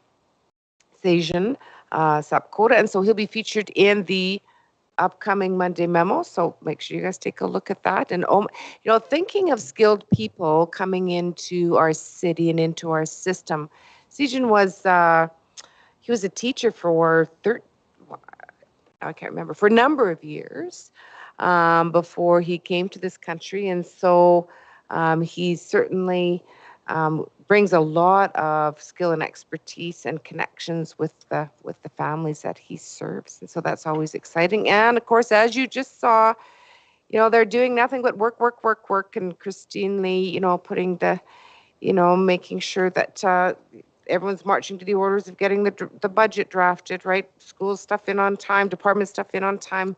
And we've got Avis working really hard, and we're very fortunate to get Avis. That's becoming very clear as she works her way through the budget process. That's it, unless there's any questions. Craig. And I can't remember where I read it, but Garrett sent something out talking about Senator Joyce Fairburn doing a movie project or something.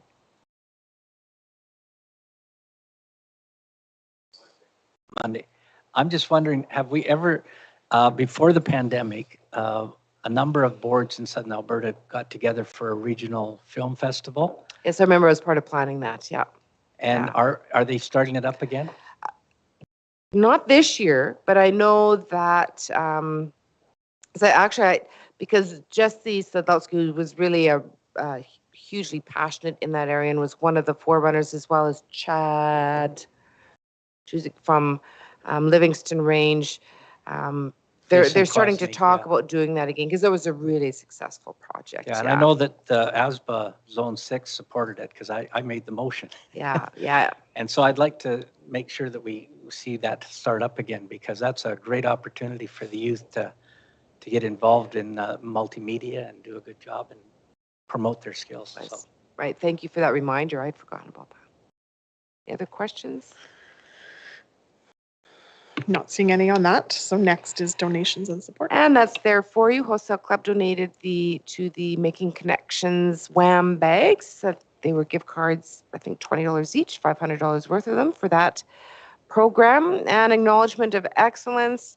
I love these. Wilson You talk about, they are just always so busy and focused and engaged. Their students, they really work hard to develop those the character piece and leadership. And so they had the Live Different. It's an organization that came into the building and really talked a lot about, what are the attributes that make you a good person? What are the attributes that make you a community member? And their leadership students do amazing work. They're really incredibly active. They hosted a community engagement evening on March 17th, and so a lot of different community organizations were invited in, and parents and community members knew that they could come and learn things from those organizations. They're very focused on their literacy and numeracy committees. Those teachers are doing great work at a middle school level for sure. And Mike Mountain Horse, and that school also is doing great work. They're so excited because they can get back to recognizing students again. And so I know that Mike Mountain Horse is a large elementary school. They sort of stage things, right? So half the students for an assembly, right, until they start to learn to what assemblies look like. And because I'm sure Andrew would agree that you don't all of a sudden just put kids, 3 grades of them never having experienced an assembly all in the gym together, 6 grades of them. So that's exciting. And they have they recognize students through the 7 sacred teachings, and really those are the 7 sacred teachings are about human attributes, wisdom, truth, honesty, love, humility, that sort of cross all cultures, and they're represented in that manner. And of course, they've got they're out and about. I've never, how excited that group was to go to the GS Lakey dance program, and I know some of you had the opportunity to see that dance program, and it's like you're just in awe watching it. And those kids were so pumped they couldn't stay in their seats. And they've been to the Helen Schuler Nature Center.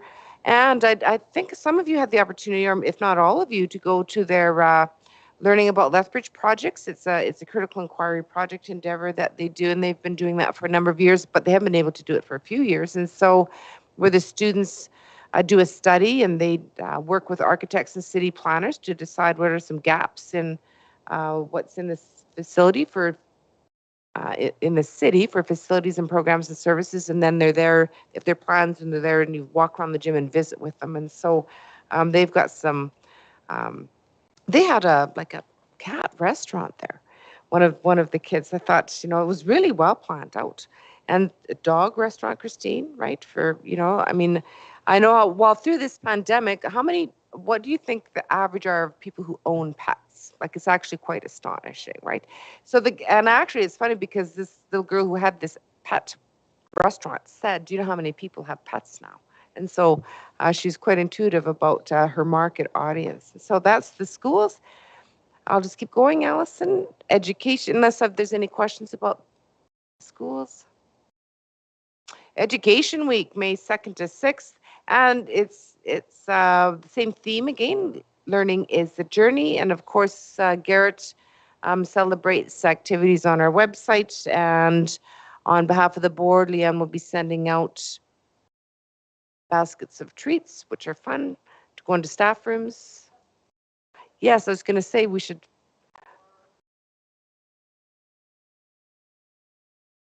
Craig? I think it would be really good if the trustees were able to deliver it. Yep. Perfect. Thank you. you. So Leanne will put an email out to you and organize that with trustees. Great. Yeah, those who can do it. That's a lot of fun. And school transitions. Is there any, I should stop. Is there any questions about Education Week? So Leanne will put an email out, and then you can deliver to your liaison schools, or get someone to help you if you can't do that. So school transitions, it's been interesting watching schools transition to, and it's interesting because I like to use the language of schools, and they're using the language, and we have our administrator strategic planning this Thursday. It's not so much about returning to normal. It's about sort of revisioning the future. And so revisioning is different than returning, because revisioning is looking forward. And so our schools, as the board members that were here last year, and some of you and we participated last year. One of the questions that was asked the community, what are some great things that we've learned during COVID, and what are some structures that we need to move forward? And so schools are being very conscious of that and moving forward with that. They're understanding and knowing and thinking carefully about what are some really amazing things that we can redefine as we move forward, and look at what we're doing in our schools. And so they're transitioning back. The schools are different sizes, different populations, different configurations, different staff. We've got elementary, we've got middle, we've got high school, we've got Lethbridge Christian with a different configuration, as well as Emmanuel Christian Secondary School. And so they're all do things, as schools always have, a little bit differently from each other. The one thing that's common across our elementary schools is the keeping this facility secured and having people buzz to come in. They're quite strong about that. Their staff are quite strong about keeping their schools safe. And actually, there's very few cities anymore that would have schools that don't have locked doors at an elementary level. And so their goal, and actually it's interesting, I was at Mike Mountain Horse School Council the other just before the break, and they were talking about, all right, now how does the school and the school council work together to make sure that parents feel welcome, right? So when they come, it's just like, ringing a doorbell to a house. It's not like people aren't welcome into the home, right? It's a matter of, and actually, I ring the bell and sign in when I go to schools, and it seems pretty seamless. And so, but how do we make sure people feel that it's seamless, right? And that they're welcome, that they can come into the school and take things to the office. And of course, everyone's again sort of transitioning for assemblies at different rates, after school activities at different rates, and offering what they can offer to kids through the transition. And so that's where we're at with those things, unless there's questions for that or thoughts. I'll just add comment, sorry. Thanks. I appreciate the addition of this, and I'll just add to it. I think you've covered it well, but just in the interest of representing what I'm hearing from parents is a lot of what you've already covered, that some parents are saying, oh, well, this school's doing this and my school's not, and that school's not, and this school is. And so I appreciate that you have in there your intention to review how the schools are progressing in that, and that there's some oversight and just some consistency.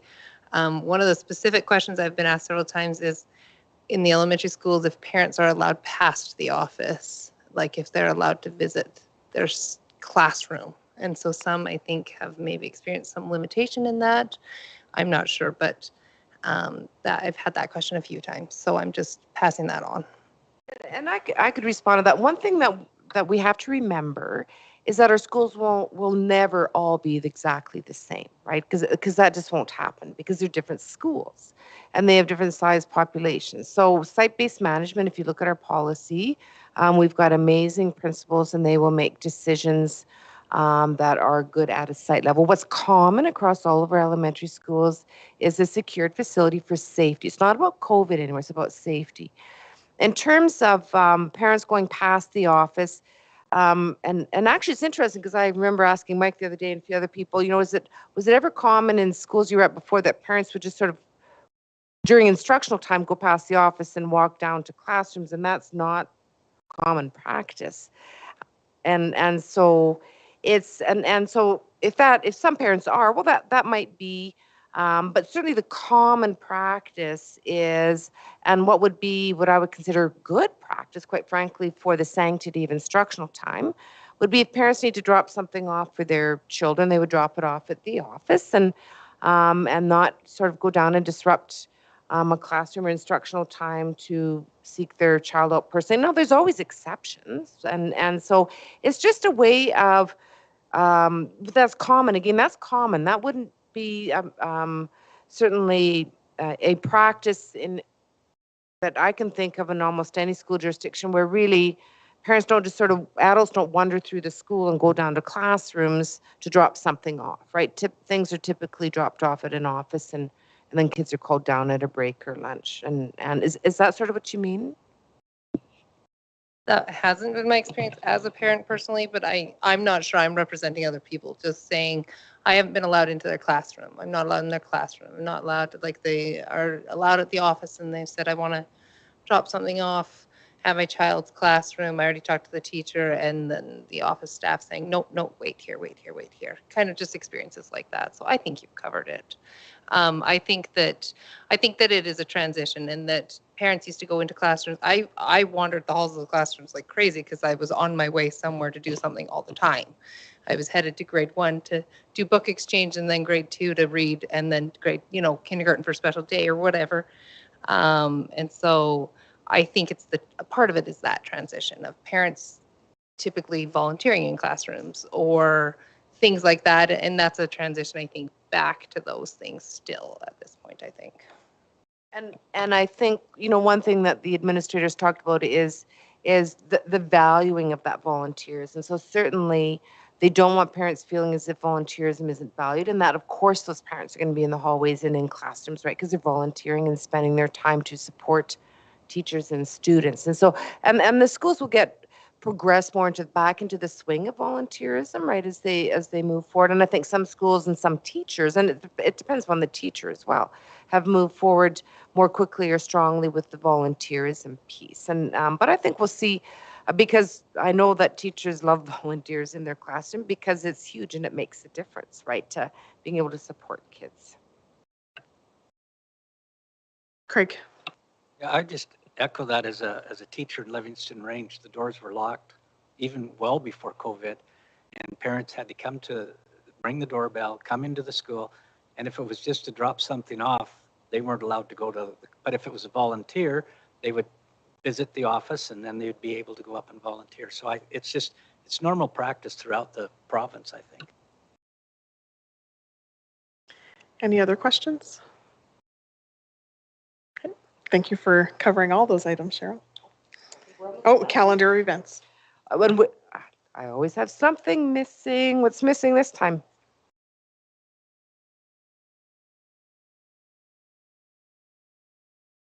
I know it is. What's missing? Right, Leanne? Is Leanne got everything this time? I sent. So I sent her ahead of time when we were submitting our items. I was like, here's my list of calendar events, rather than waiting till right now and adding them. So I sent them all ahead of time. Oh, Craig found something. Well, it's just, I know we go to June, but I'm just letting people know July 6th and 8th is the Canadian School Boards Association meeting. And what caught my eye, especially on this one, is that it's the National Trustee Gathering on Indigenous Education. And it's held in Saskatoon, Saskatchewan. And I think they've just started the registration, but I think it would be valuable for the board maybe to talk about it in May to discuss whether or not we should send a couple of trustees there, because it is something relevant that we look at on a daily basis, really. And it's also a CBS Congress update. So I just put that in as the calendar event for people to think about. Jenny. I'm just trying to come up with something so I can get the prize. Does the ICE scholarship need to be on here? Have we set a time for that? I don't think We just shifted it. Garrett was communicating with Christine and I just in interest of submission time for students, we shifted the deadline for that. And then I'm not sure, I don't know if you did that. So do you need that on there, the deadline for submission? I don't know. It's never typically been on there. Okay. Yeah. I was trying really hard for that prize. Sorry. But we haven't set an actual date for the actual presentations, right? Or have Typically that happens, the way we've run it is once the submissions come in, then we find the date in the room. And okay, because I had written down at our meeting May 12th and I didn't know what I wrote that down for. I didn't write it down. I'll tell you what May 12th I is. didn't make a good note. May 12th is the Community Engagement Committee meeting. That's May 12th. Oh, I should have made a better note. See y'all on May 12th at 6:30. But okay. But in saying that But can that's go not on. But it's That's not on here. there. So There you go. May 12th, 6:30, we have community engagement. Yeah. She wins the I win. prize. I tried really hard. Yeah. But Allison does. Dang it. So at the top of my head, I knew what that day was. Okay, perfect. Perfect. That's sad. Perfect. Okay. So, and those that signed up to come to the wrap presentation on Thursday, make sure you guys come because I know Leanne had done that quite a while ago, sent out the invitation for that for this Thursday. So, Christina. Sorry, speaking of committees, we also have Poverty Intervention on May 17th. Sorry, which one? Poverty Intervention Committee. Okay, May 17th. Mhm.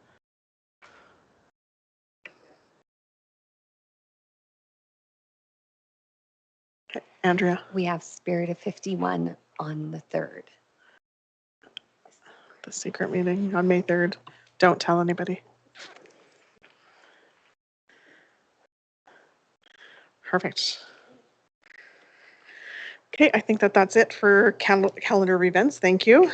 And moving on to 8.2, Indigenous Education Committee terms of reference. Was that you, Christine?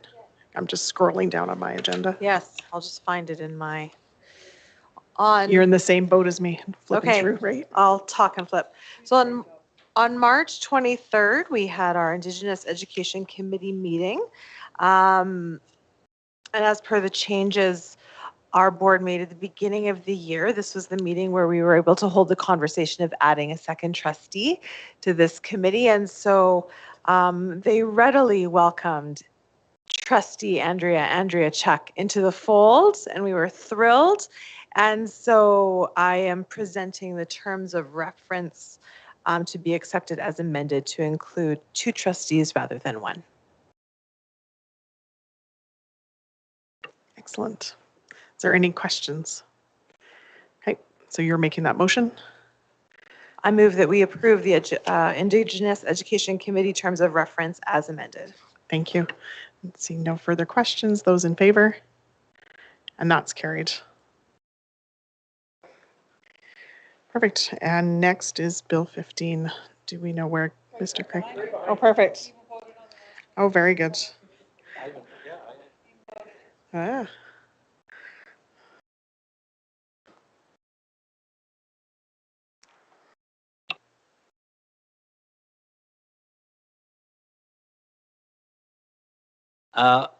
I move that the board discuss whatever advocacy action should be taken regarding Bill 15.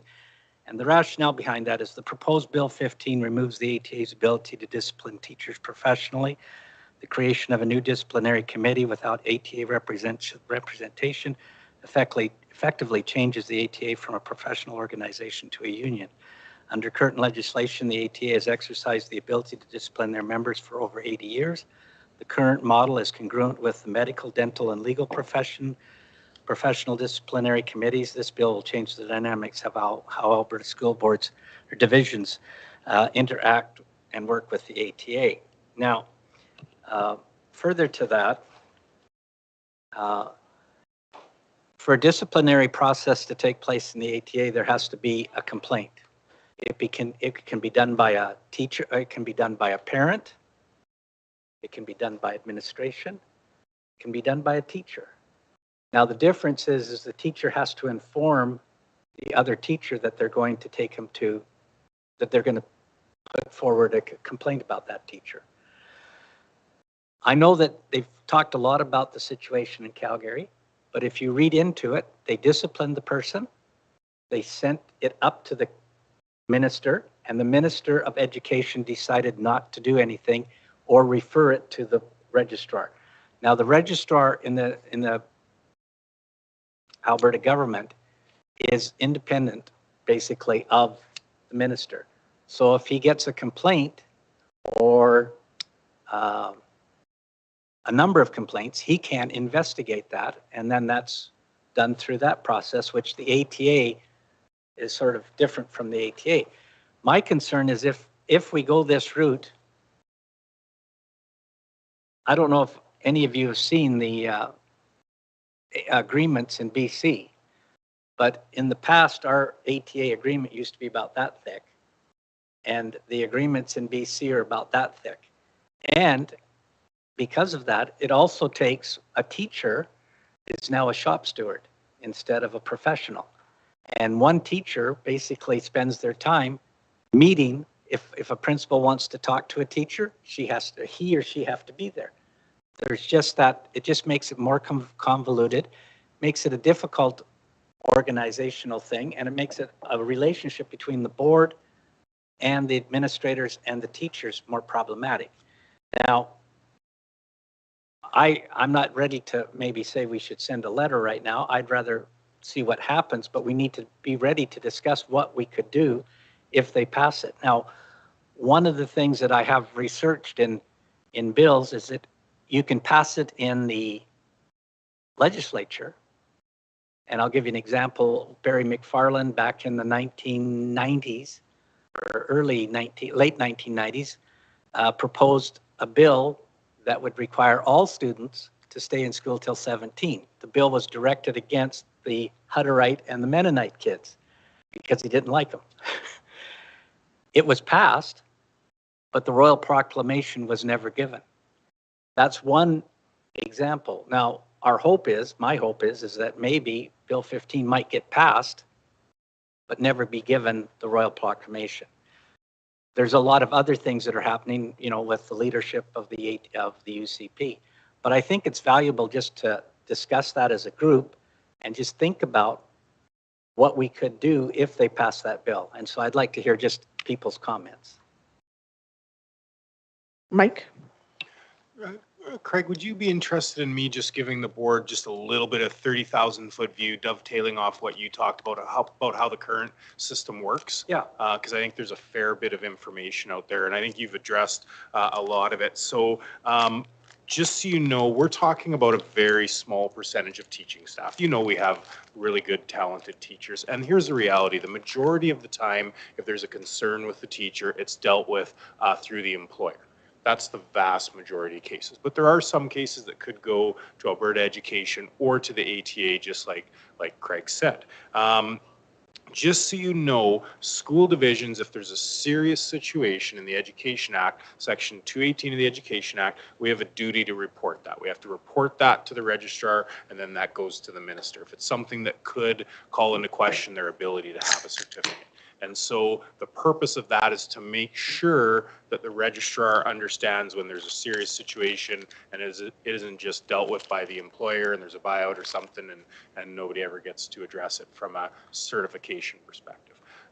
The two separate responsibilities, ATA are responsible for membership. So they can theoretically, if one of their members, if there's poor conduct and they're found guilty of it, they can do a reprimand, they can do a fine, they can do a suspension or cancellation of their membership. And then they can refer it to the minister. But they cannot suspend a certificate. The only person who can do that is Alberta Education. So generally speaking, what happens, the ATA does an investigation if there's a concern, and then they have a duty to report that to the registrar, who then looks at should we be getting rid of their certification. And generally speaking, the ATA will put forward a recommendation and say, here's what we think you should do in this situation. Ultimately, final decision-making authority is with the minister. The minister can say, I think you've been too harsh here, so I'm going to lessen the penalty. I think you haven't been harsh enough, so I'm going to increase the penalty, that sort of thing. So it's certainly, as Craig said, in my experience for the most part, and a lot of what's been in the media, that sort of thing, isn't really reflective of how the process generally works. My experience has been ATA, Registrar, Alberta Education take these things very seriously. They're very professional. They have skilled people who work, who really take this very seriously and do a good job with it. There are some potential gaps when you have two large organizations, potentially three. You've got a school board, you've got ATA, and then you've got the registrar, and then you've got a minister. When you have those bureaucracies, sometimes there's opportunities for things to get missed, that sort of thing. And certainly the government has done a good job trying to tighten that up. One of the other things to be aware of, the ATA doesn't address concerns with teachers who are in charter schools, in private schools, in federally funded First Nation schools, those sorts of things, because they're not members of the ATA. So, really essentially what's being proposed is instead of sort of the ATA and Alberta Education and potentially school divisions doing their own thing, that it becomes a little more unified, which, does make sense to some degree. I think Craig has really hit the nail on the head in terms of the challenge is, well, what really is prompting this change? Because a lot of what's been said publicly it seems a little incongruent, quite frankly. I think there's always room to improve the system, and there's always room to make sure that we've got people who aren't going to harm our kids in our schools, and I don't think anybody would ever argue against that. So for me, one of the things I find challenging is I'm just not sure what sort of prompted this, and it is very complex. So for example, CAS, which is the Association for Superintendents, has just started to get enshrined in legislation. One of the parts of that legislation was they were going to have the ability to investigate their members and deal with misconduct. Now this is potentially changing, which fundamentally changes that. Parts of the Education Act will have to be changed, that sort of thing. And so it's a really complex, but really what their idea is that there would be I think they call it a professional conduct review. What's the name of it? Alberta Teaching Profession Commissioner, and that person would be responsible for investigating essentially. Their office would be responsible for essentially investigating all of the concerns that come forward. So, yeah, I think there's pros and cons. Like Craig said, I think there's pros and cons to both approaches, but it's certainly, I think your concern about why did this come about, why now, and can we really pull this off in a way that is fairly seamless so we don't get a year of cases that are getting missed and that sort of thing, I think are really fundamental questions. Other comments, questions? Craig? And I just like to just further acknowledge what Mike has said, in that I've actually been through an investigation with a registrar. And they have a professional person that comes down that knows how to investigate, knows the questions to ask, and won't rush through the investigation to make sure it's thorough. And that when they go to the registrar, in front of the registrar, they have the case set up. And I just think that we can just maybe wait till May meeting, if that's the feeling of the board. But I do think we need to think about our response so that it's a genuine, not just belly aching, but we also acknowledge that the government is the boss. And if they decide to go ahead with this, we can register our concerns, but in the end, we would say we will follow the law as outlined. So it's not just writing a letter saying, we don't like it, get rid of it. It's acknowledging that they have the power, but let's think about this. So, and I just like to get some more of the board inputs. I know that I've certainly had conversation with you, Craig, in regards to us not looking at making a decision that's based on political nature. And for me, I really think that us having more information and more conversation is really important before we make a decision of what we want to do with Bill 15 and what our advocacy might look like with that. One suggestion would be that we have a discussion or we bring it forward for the agenda for Zone 6, as it does impact and will impact other boards. And then if we can look at potentially some information being brought forward to us as a board, whether that's at a committee of the whole or whether that's at our next board meeting. But I think that for me, I'd really like us to have some more really insightful conversations so that we can look at some of the other intricacies, can't even talk. There we go. Before we make any decisions, I'm all about advocacy, but let's make sure that we're making the right moves when we are advocating for things. Tyler? Yeah, I'm all for more information on it. I don't know enough about it. The one thing that I do know is from John Q. Public, this is a transparency type issue, right? That apparently my understanding is Alberta is the only province where disciplining teachers has anything to do with the union, that it's not in, this doesn't exist in any other province. So for general public people, there's an issue around transparency there and accountability as to how is this, and I don't think that, I personally don't think there's been any issues with how things have been handled by the ATA. I don't think there's anything that's alarming to me about how it's been handled by the ATA before or anything like that. But as a board, this board has generally been about transparency and accountability. I think you need to remember that when you're going in, because that's really the argument here in having this other commissioner. In the end, nothing's really different because the education minister has the final word, whether it's done this way or whether it's done this way. It's all about who's really looking at it and what recommendations that they're bringing forward. So I guess I would just say, yeah, let's keep that in mind, but I certainly would like more information on it as to how it's going and more, yeah, maybe a bit more of the, well, why are we here? Is it just because that's how it's done other places? Or is it here because of the, you know, that doesn't look good? That people, that a group is investigating themselves. So. Andrea. Thank you for bringing this up. So it'll be nice to gather more information and be ready in May to respond. And I just want to say other professions in Alberta do govern themselves. And so I'd really like to, you know, defend that teachers are professionals, and that's, I want them to be treated like the professionals that they are.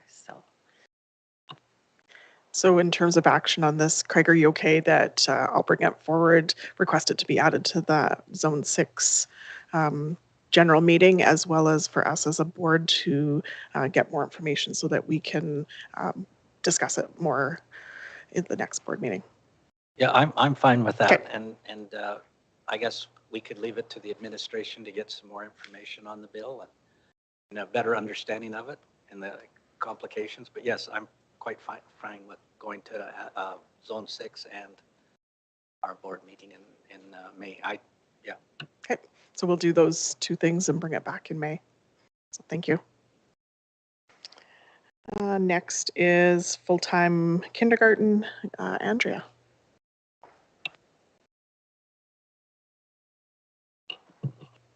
Sorry, just bring this a little closer. So at the March board meeting, a committee was formed, and so that was Craig and Jenny and myself to write a resolution, which is attached to present now to see if you like the wording of it, and if so, and if you can support it, then we would send it forward.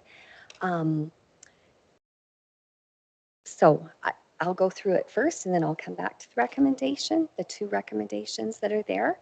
And perhaps as I read it, if there is anything that you think is omitted or wording that you would like changed, you could speak to it right then.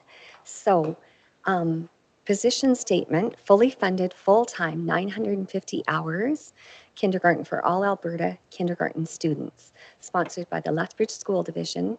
The proposed resolution. Be it resolved that Alberta Education fully fund full-time 950 hours kindergarten for all kindergarten children of Alberta to ensure they develop the important language, social, motor, literacy, and numeracy skills that create a foundation of success for their future learning. The background. Lethbridge School Division piloted full-day, full-time kindergarten in conjunction with the University of Lethbridge at two of our elementary schools for the 2018-19 and 2019-20 school years. Full-day kindergarten presented fewer transitions for students. For example, school to daycare to home versus school to home. Feedback from teachers of the full-day, full-time kindergarten program indicated that their students were better prepared for grade 1. Teachers shared that there was more time to do a greater variety of activities and support greater independence. Students had more opportunities for social development and learning. Access, to supports like speech and language services, physical therapy, occupational therapy, and school family liaison services in a full-time setting helped the children to develop skills more readily. The extra time given to these young students to practice important language and social skills, develop early literacy and numeracy skills through play, and develop a love of lifelong learning was invaluable, and this was reflected in their later literacy and numeracy skill development. Dr. Jose da Costa, professor in the Faculty of Education at the University of Alberta, studied Edmonton kindergarten children who attended full-time kindergarten and noted that some children came into the kindergarten program at a huge disadvantage. By the end of the school year, the children who had been receiving full-day programming had narrowed the gap to the point that there were no differences between them and the other kids. Not only disadvantaged kids benefit from full-day kindergarten, says DaCosta. In every instance I can think of that includes professional teachers and developmentally appropriate curriculum, the full-day students outperform the half-day students.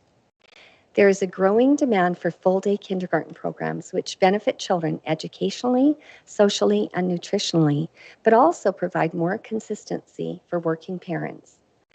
Christine Elegante, a K-3 literacy specialist, advocates that full-day kindergarten provides a schedule congruent to that of working parents and older siblings and helps children build a strong foundation of literacy and numeracy skills. Research demonstrates the many educational, social, and nutritional benefits of full-time, all-day kindergarten. Current research also shows that if students are not on track by the end of first grade, it is very difficult to catch them up, as opposed to the previous notion of the third grade performance levels. Elegante has said, students need access to full-day kindergarten because it doesn't matter if you're in a high socioeconomic area. You can still come into kindergarten without those prerequisite skills. We would like to avoid a situation where parents are compelled to choose between daycare or kindergarten based on lifestyle, circumstance, affordability, or as a matter of convenience. Fully funded, full-time kindergarten affords parents the opportunity to make this important choice for the success of their children. We ask that Alberta Education fund full-time, full-day, 950 hours kindergarten taught by certified teachers for all eligible kindergarten students of Alberta to ensure they have the best start on their educational journey. When children start out on their best foot, their educational successes down the road are greater, and the investment made in their future more than pays off. And there are the references. So the only thing that I could think of that we might have wanted to add as we talked about this other thing in camera was that the Alberta Commission on Learning, that doesn't exist anymore, has been calling for this since 2003. So I didn't know if we should try and add that in or not. And we can certainly add that, and that's not a problem to add it in. Right. I don't know if it matters that the commission no longer exists, but it's important that it's information that has been known for many, many years. Yep, reference the report. Yep. Okay. So questions, comments, Craig? Well, I did look on ASBA's website, and they do have a policy, but it's for social economic disadvantaged children. So this is different than what's on there. And I think it's important that when we're up at ASBA, we make that difference. That we're not distinguishing between social classes. Christina. And I may have dismissed it, I apologize, but would you be asking for exclusively full-time? So would the proposal be that the province move to exclusively full-time, full-day? Yeah. Yes. And I think what we tried to drive home is the research of how it made a difference in their life later on. The fact that if they're not caught up by grade 1, it used to be grade 3, but it seems to be lowering, that's significant in their lives, and that we didn't want parents having to make a choice between getting them there or not getting them there because they would be in one location.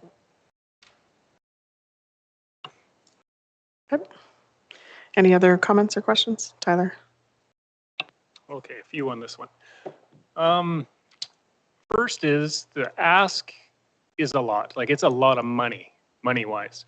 So I think you have to put something in here in regard to how you can help the Alberta government fund it. And I think, I don't know, maybe Christina might be able to help me with this one, but I think the way that you fund this, my understanding now is we've got a bit of a problem with half-day kindergarten in that people are now going to have to make a choice, or some will, I guess not everyone, but some will have to make a choice between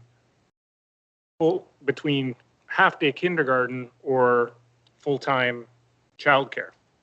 And with childcare being much more heavily subsidized now, a lot of people are going to lean towards childcare as opposed to even sending their kids to kindergarten, which will cause even more problems down the road, even because now rather than even having half-day kindergarten, they're just going to have no kindergarten.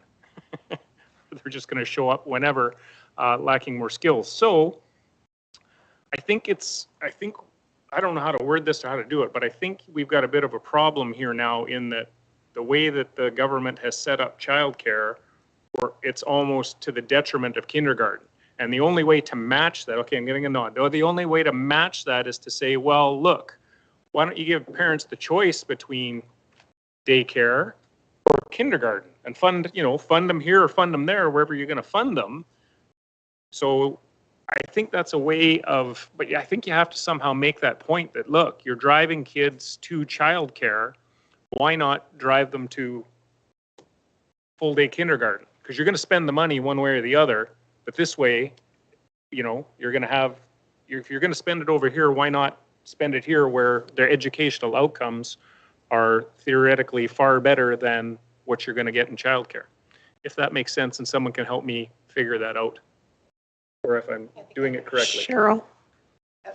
And Tyler, I think you're correct, right? And it's not as much a problem with kindergarten because I think most parents, not all, and almost appears as if decreasingly so, parents assume that their child needs to go to kindergarten, right? But we're certainly seeing it in early education programs for sure, Tyler, because the parents see that full-time option of childcare that's subsidized and paid for as a really good option for them. That because if they're working, right, and it's difficult to run their kids around. And absolutely, like if you were to say to government, well, if you're invested, then why wouldn't you just simply, if you're willing to pay, this X amount of money for a child to go to daycare at that age, full day every day, then why would that not be money that could be invested into, because you're right, it's the way it's structured now, parents who are very busy and working and challenged to run their kids around and pick them up, who don't have a support system necessarily in the city. One thing that, our move to full day kindergarten every second day, what do we call it? Monday, Wednesday, Friday, Tuesday, Thursday, Friday, facilitates at least some of that burden of picking kids up in the middle of the day for some parents, right? But if that was every day, that would make really good sense for families. Christine? And I think it's great. It sends a statement on the importance of education for kindergarten kids. Yep, that's where I'm going. The government of Alberta right now cannot even keep pace with the growth of grades 1 through 12 facility spaces right now, whether with its modular facilities or building new schools. And so this requires a lot of extra space. I can tell you that there's at least one sector of the city that could not actually hold full day kindergarten because of space. So that is a concern. That's another cost piece the government has to consider because the demand is already here and it's just going to go even farther. So I just thought I'd throw that in. Christina and then Christine. Okay, so I have many thoughts. Full day care or kindergarten for children. And I think that even a resolution now to start advocating for it allows for the government to start planning for these things, right? So even if, in all likelihood, they'll, no, right? But if we don't ever put it forward or show that it's a priority for divisions, we'll never get there. We'll never build schools that are big enough for children, right? And it's the same issue in childcare, right? Every childcare in town is about to have a waiting list. I have a 5-year waiting list for childcare right now. I have 300 parents waiting for childcare. And so space is always an issue. And if we don't ever prioritize it through resolutions like this, or, adding things to policy. So maybe this policy through ASBA is a place where this could be supported, right? Where maybe we could support, in addition to this, changing the language in the ASBA statement to say that full day kindergarten has benefits for everybody, like you've outlined, right? And that it to me, it really does come down in early years around choice for families, around, are we actually setting up families and children for what will actually work for them, right? I agree, many families are moving towards a sense of, I need to put my child in kindergarten. And honestly, I have conflicting feelings about that. I don't know that kindergarten or preschool or is always the right choice for every family, right? Like there's different needs for different kids, which is, I just struggle so much with it because it has never made sense to me why childcare and education are separate conversations, when this time in family's life is one time, right? And there's no whole child approach here, and we're all scrambling to advocate for children at like 5 different doors when it's like the same child. Sorry, I just get so many feelings about tiny children. So I support this in principle, and I support everything that's in here. I think there's, in terms of tactics, I would like to see us continue on this advocacy. So I think moving this forward in the way you propose is great. And I would love to see other areas, such as perhaps changing the ASPA, what are they called? Statements? Policy statements, to be more inclusive, like you've mentioned. Because I think that's the piece that we've learned over many years is early years interventions and community care is good for every child. It doesn't matter what their background is. Every child needs some sort of community care. And if we don't work together to create the right options for families and offer legitimate options, not just through education and childcare, but through housing and affordable food and transportation, we'll never have equal opportunity for children. So there's my soapbox. So all that to say, I do support this, and I would love to see us, I agree, offer some solutions around funding. So I think offering a suggestion for the integration of the approach to childcare for this age group with the approach to education, we would be in a bit of a bind because most of that money is federal. It's actually not provincial, but I think the provincial portions should be inclusive of options for children. And then if as a board we could continue to give you a mandate to keep working on advocacy for full-time kindergarten, to explore the different avenues, because I think that we've seen that in other advocacy pieces with ASBA where they, this different tactics have different results, right? And I would love to give you more scope to keep working on it because I think your passion is so well directed here. So thank you. Thank you, Christina. Christine. Well, that is a hard one to follow. So ditto to what Christina said. So a question I have, I love the desire behind this and the goal to support students inclusively for success, for life. One question I have, I'm not going to repeat all the things that were said. I agree around the table. Moving forward, I agree with Christina that we need to start the conversation. Is it wise to start the conversation in a feasible way Because right now, I look at, we don't have space to have across the board full-time, right? We don't necessarily have that pocket of money in the province.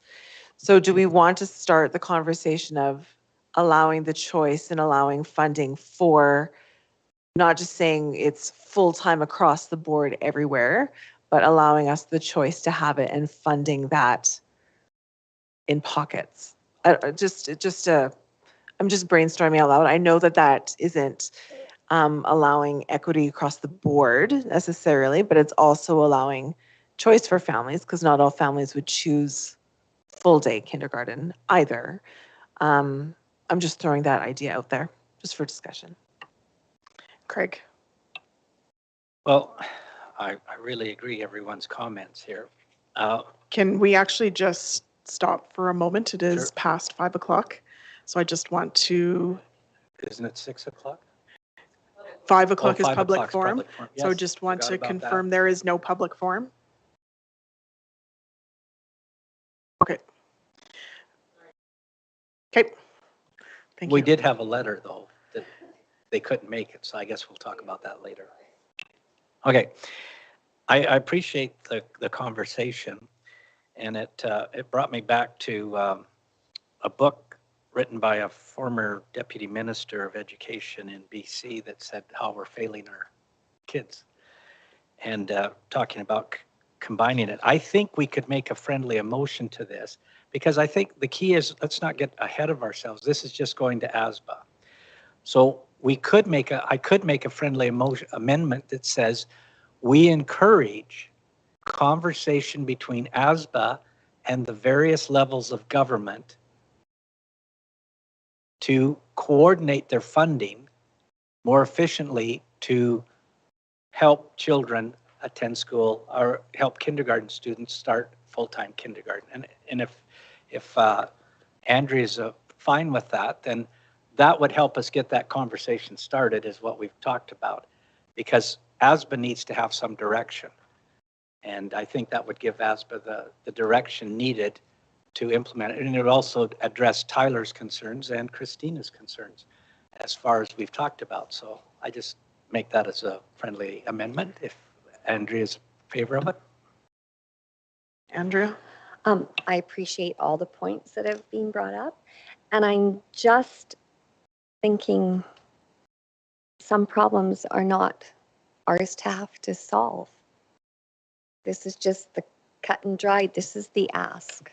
This is the ask. And so they need to, like, more Ag's been teaching me some things. Like, some things are not within our scope to change. And this is the big ask. And it's been in your realm since 2003, when you obviously had the Alberta Commission on Learning. So I don't know if it's our job to say, we realize that you don't have space, so here are some ideas to do that. Or we realize that some parents may not want this, and so we better have two tiers going. I think that kind of muddies the water and kind of takes it down to, so you kind of want it or you kind of don't want it. It just is a first big ask. Like, it's kind of like you have to start somewhere. And same with, you could fill in the gaps that, oh, we could take some funding from here and put it in here to ensure that these kids are actually going to come with their kindergarten education. So I don't know. The only thing I would want to add would be that the Commission on Learning has been calling for this since 2003. It's 2022. And we've lived through COVID. That's just my, sorry. Thank you, Andrea. So I think that the intent is that this is the overarching, this is what you're wanting. And I've always been a strong believer that pay now or pay later. And I think if we look at, it's not that we don't have the space or there's other pieces, or it's the accumulation of if you don't have this now, what are the delays going to be later, and how much other supports are we paying? So I do think it's about the the overarching principle of going forward with the messaging that you're wanting to go forward with. So you would like it to stand as it is with that one piece added. And the hands go up. Jenny, Tyler, Craig. I just was going to echo what Andrea was saying. I think that this is obviously not something we're going to just get, obviously, right? We all know that it's massive. There's so many factors contributing to it, but it's important just to voice so that nobody has the ability to say, well, nobody's even talking about that, right? That people making these decisions, they don't have the ability to say, we're not even hearing that from our divisions. At least they've heard. And so I think there is something to be said for having a strong statement in what it is that we want and for not diluting that out in any way. And I think that there's precedence. There's full-day kindergarten every day is not an uncommon thing in Canada and the US. And so it's well researched, it's well supported through research, there's precedence for it. I think that it's important that all we're really hoping to accomplish from this is, hey, we're still knocking on this door. And so I support submitting it. That's all. Tyler and then Craig. Okay, I still say you need to help them help you. So I think that Christina brought up the best point there was in there. If I'm a politician sitting in Alberta and I've done these magical things with childcare and I said, oh, I'm going to pour all this money into childcare, and then I have 300 families in Lethbridge, Alberta screaming at me that that's great that you funded it and I can't get my kid in anywhere. So what good does it do if you're throwing money at this and I can't access any of it? So I think that a big selling point for you in this is to look at it and say, look, that's great that you put this money into childcare, but there's no space for it. People can't get in. If this is, I'm assuming this is the case all over Alberta. And if it is, you say to them, you say, look, there's people can't get their kids into daycare. This is another option. If you open up full day kindergarten, that opens up that many more spaces for kids to go and be taken care of and help parents out. So now if I'm a politician sitting there, you've just given me an idea to say, okay, yeah, that's actually great. I've got all these people complaining to me about I don't have places to put my kids. This is another option that I can come out and say, hey, we heard you. Childcare, great idea. It's full though. We've come out with this as another option to be able to help you, the struggling parents of Alberta. So I would suggest you put something to that effect in there, because it's a, like I said, it's a help them help you kind of thing.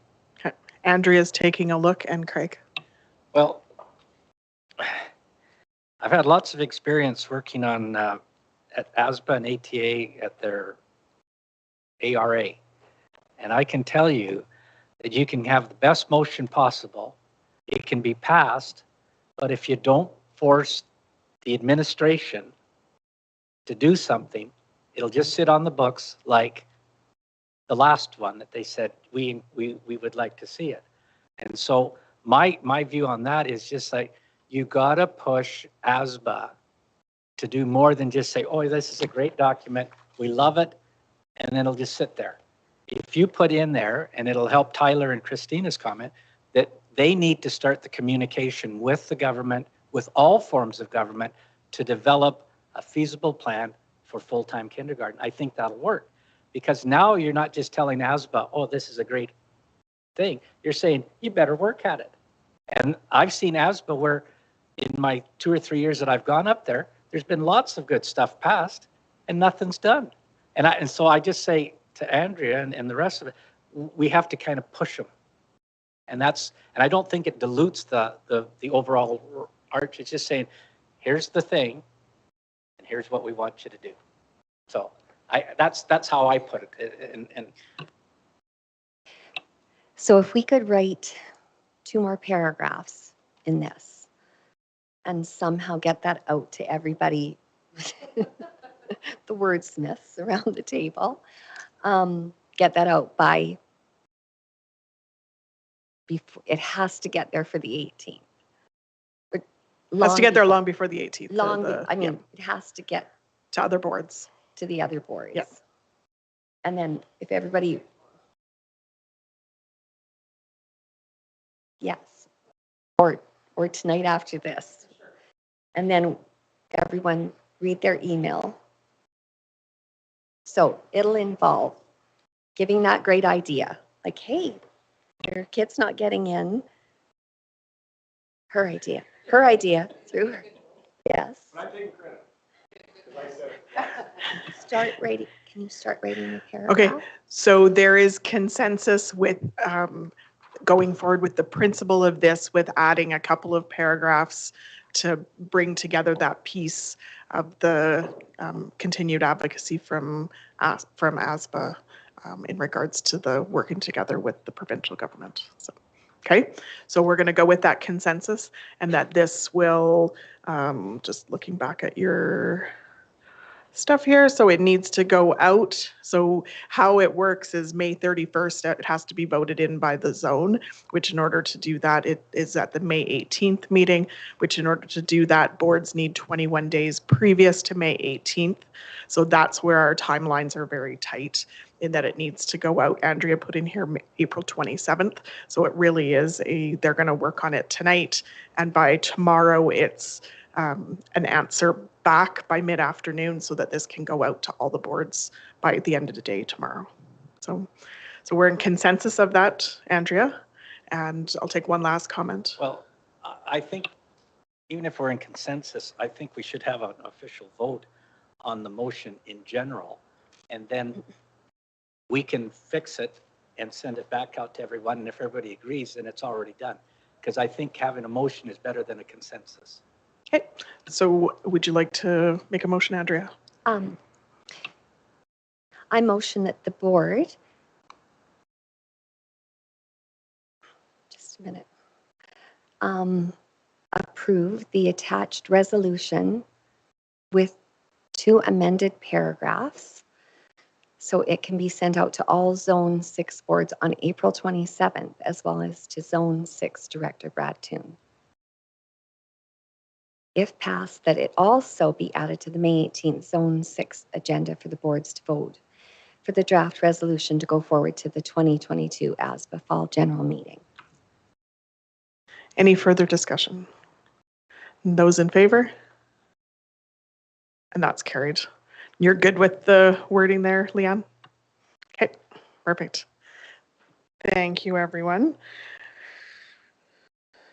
So now back to the public forum piece. So Craig was mentioning that we did receive a letter in regards to that, so that will be accepted as information. And we don't read out the public forum letters, but that is accepted. Leanne, was that sent to all trustees? Okay, so that will be accepted as information, and we will respond back to the sender of that message to us. So thank you very much. And then moving on, board meeting structure and organization. Yes.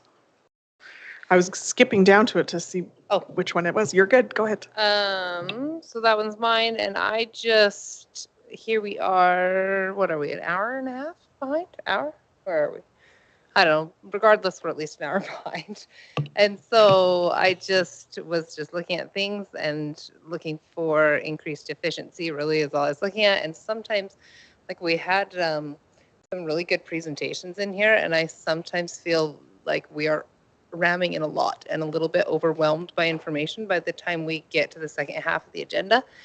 And some of these ones, and obviously not everything, this wouldn't be appropriate for everything, but some of the presentations we received that are extensive, that are a lot of information, I wondered if they might be something we should have as a committee of the whole rather than in our board meeting directly.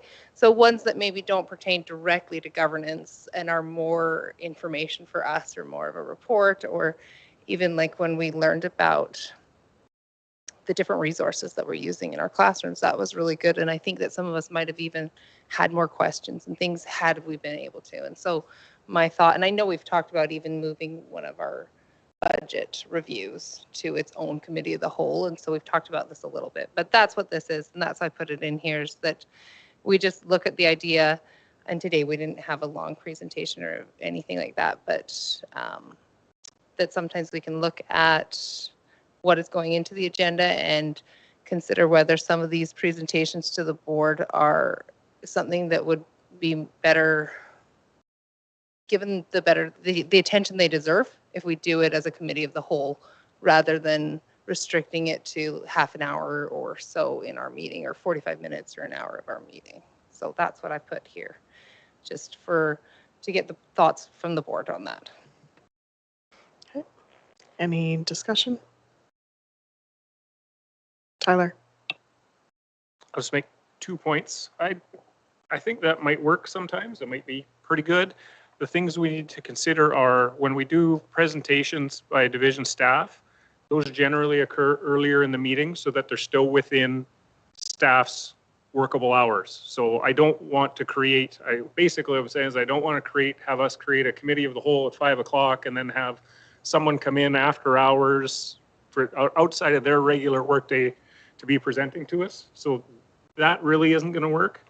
The only other thing I'd say too is the presentations within our board meeting are then available to anyone in the public who may wish to view. So if it's on counseling or something and anyone in the public wants to hear what's going on in counseling or whatever, they join in, and that doesn't really happen in committee of the whole. So just a couple of things to watch on that. I'd like to see us keep more of them in the regular board meetings if we could, but I understand where you're coming from on that. So there may be some, like you say, that can actually be, that aren't real public related and could be cut out and done a different way. So depending, I just wanted to make sure we kind of monitored those two things. Thank you for those points, Tyler. Any other comments? Okay. Craig? Yeah.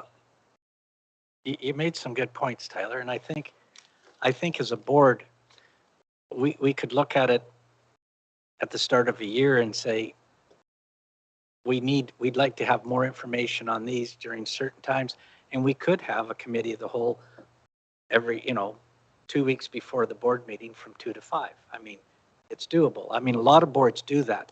They have a board meeting, but at the start of the month, they have a committee of the whole, which looks at certain items that could be discussed later on. And we could look at financial, like the governance aspect of those. And that would certainly speed up some of our meetings here. And I appreciate the fact that we don't want our staff working 5 o'clock till 7 o'clock. And so one of the ways we could do it is a 2 to 5 meeting or a 1 to 4 meeting or something like that. So. Tyler? My only issue with that is prior to 4:30 meetings aren't good for me. So adding in a bunch more of 1 p.m., 2 p.m. meetings don't really work for me, but. Okay. So we'll take that under, Christine, go ahead. I appreciate the desire for efficiency. That's something that I would appreciate. I just have to say, I really value and appreciate the presentations that we receive from staff. And typically, and I'm not saying you don't, that's not what I'm saying. I think typically they are usually within 15 to 20 minutes. The longer ones are more of a one-off. Those are more rare. And I think there have been opportunities in the past, or there have been instances in the past, I should say, where those presentations within the board meeting have turned into advocacy moments and conversations, and where we've passed motions within the meeting. And so I think it's important to keep sight of that. And currently, we already have scheduled committee of the whole meetings. And so then how many committee of the whole meetings do we have? Because we have scheduled ones with already ideas and areas of interest that we've declared. And so I think definitely I would be supportive of keeping them. And then if there is something that we want to learn more of, then we can schedule a committee of the whole. One thing I value is in the presentations is just a small snippet of different corners of our division. And not all conversations have to be an hour or 2 hours within a committee of the whole. Sometimes it's just a really great introduction to an hour or into an area, and possibly to explore later, possibly to advocate for needs in an area. For example, we had a presentation on early learning, and that turned into an advocacy piece for PUF funding, right? That would just be one example. So I would be cautious to just cut it out altogether. But as we're talking about board meeting efficiency, there's also other areas I think where we can talk about honing that in, and not just the presentation from our staff.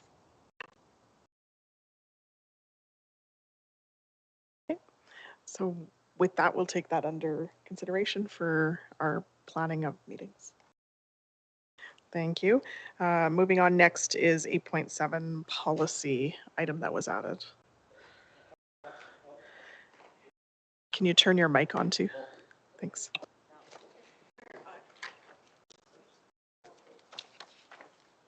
Gets me up. That's my. Oh, there's more. Well, there's more. Oh my goodness. Other paper. Your paper budget's not that big. I know. Do you want me to take? I'll take it. And give one to Leanne, please. I made enough copies.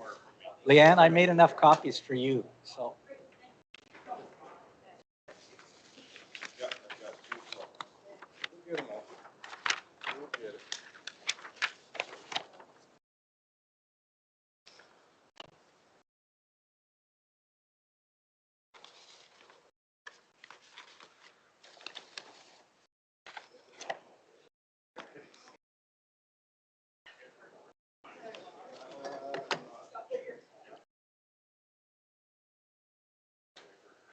Garrett is sharing with Leanne, so I gave Garrett the copy.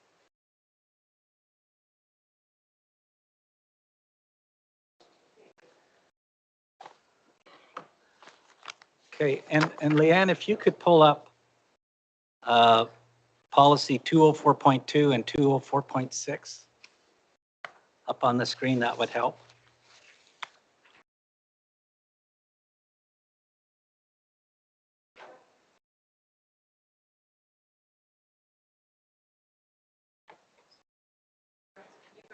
Yeah.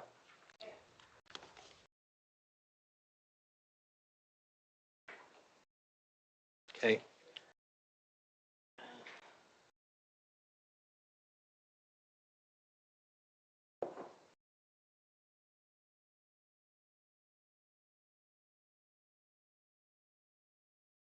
Now, there's two separate motions and they both go together. So I'm going to do it that way. Anyway, I'll start this off by saying school starts either late August or early September. Most boards in the province have a board meeting near the end of August, and they also have most of their organizational meetings either the end of August or the 1st of September, so that they are organized before the start of school. So and I looked at the policies, and I think this is an amendment that can be made which doesn't change the policy per se, so we can actually vote on it and then send it out. So I'll read both of them, and then we can debate it. I would like to make an amendment to policy 204.6, organizational meetings. I would propose changing regulation 1 of the policy to read as follows.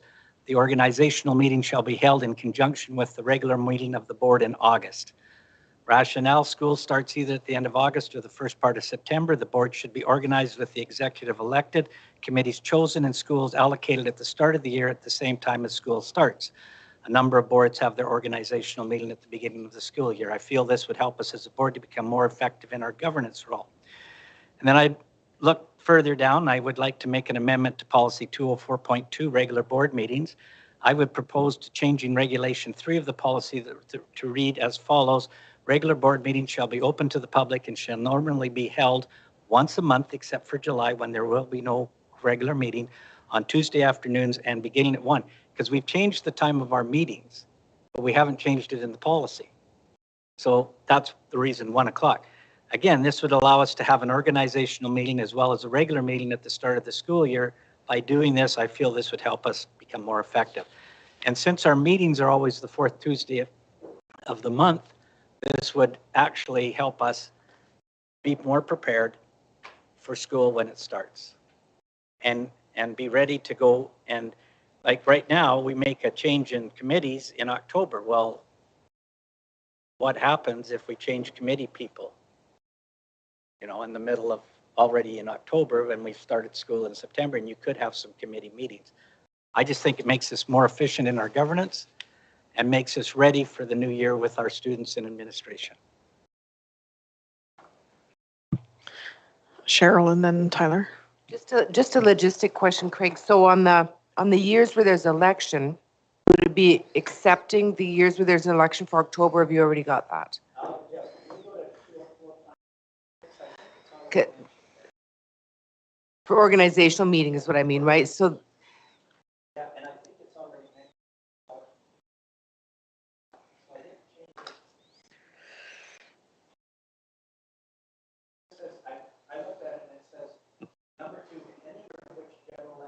here we are. There we go. Yeah, so yeah.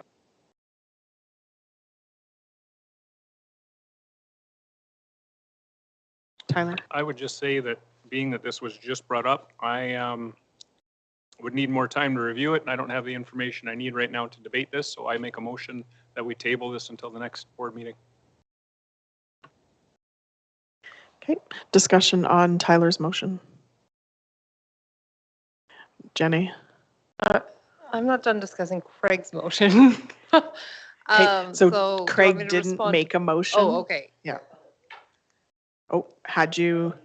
Okay, so then we can't actually accept your motion at this time, Tyler. We have to deal with the motion that's on the floor. So. Wait, what?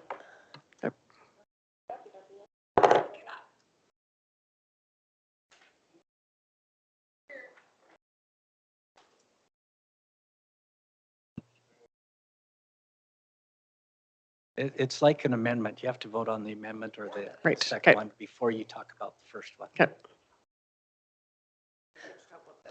Then in response to Tyler's, I'm in favor of voting on Craig's because I don't know, it makes sense to me. It's new to me too, but I don't know. Unless somebody has more information. I mean, Craig? pretty new. Or sorry, Christine. Thank you. Just process-wise, prior to our board meetings, our executive assistant, Leanne Tedder, emails out for agenda items to be placed on the agenda. This happens every month. This has been happening since October. And there's a deadline for agenda items to come on. And I think it's really important that we honor that, because like Tyler says, we didn't receive this information in time. This is an immediate decision that you're asking for. And I also would recommend more time to look through it and think through it. This isn't an emergent item, so I don't think that we need to make a decision today. But I think in honoring the process, I would support Tyler's motion to get more information and have more time to think on this. Okay. Craig? As I stated, as I added, this came about after the deadline, and I thought that it would be a good time to discuss it. I don't see really how much more time one would need to look at this other than instead of October, we're holding it in August. I mean, it's not a big deal. I mean, I guess I look at it and say, you know what? We've got a lot on our plate. If we can do this, then we're ready to be going at the start. I mean, if we vote in favor of Tyler's motion, fine, I'll bring it up in May. But if everyone feels, the majority feel comfortable with moving forward on this, we can vote on it too. So that's my. I'm just wondering, in honor of recognizing that people are asking for more information, can you tell us, Craig, what the difference would be if we voted on it today versus voted on it in May? Well, these two, I guess it doesn't make a big difference because we can still implement that by August. My other motion would have to Let's be. just deal with this one, please. But Okay, this one, thank you. I'm either way. I just feel that it just makes more sense. But if the majority of the board feels they can talk about it in May, that's fine with me too. For me, I know that I would like to be able to honor those that want to get more information with seeing no urgency to this being dealt with this month versus the May board meeting. I'll be voting in favor of Tyler asking for this to be tabled. Go ahead. I just have a Jenny. question either way, no matter when we vote on it. So just to understand exactly what is being changed, we currently don't meet prior to the school year starting. Our first meeting is typically at the end of September. That's correct. So there's, but it does make sense to meet before school starts, doesn't it? Like the division Okay, so staff. let's not, we're not debating the sorry. actual, we're just My debating other whether we're question tabling. is, when does division staff, when are you guys back in here prior to the school year? Like, are you here all through summer or are you like? Try to take all of these. Are you talking division staff or talking executive council? When what I'm trying to understand is how we would be useful to them when they need support of the board. When Okay, they so need just the a board reminder, here. we're only having discussion on whether we're going to table this motion or not. Okay, fine, we can. Thank table you. it. Okay, bye. Any other comments about whether we're going to table this motion? Seeing no other comments, the motion is on the floor for us to table this motion. Those in favor? And that's carried. Thank you. So Craig, you would like to see this brought to the May board meeting? Yes, Perfect. exactly how it's printed. So you can keep all the stuff. Okay. Perfect.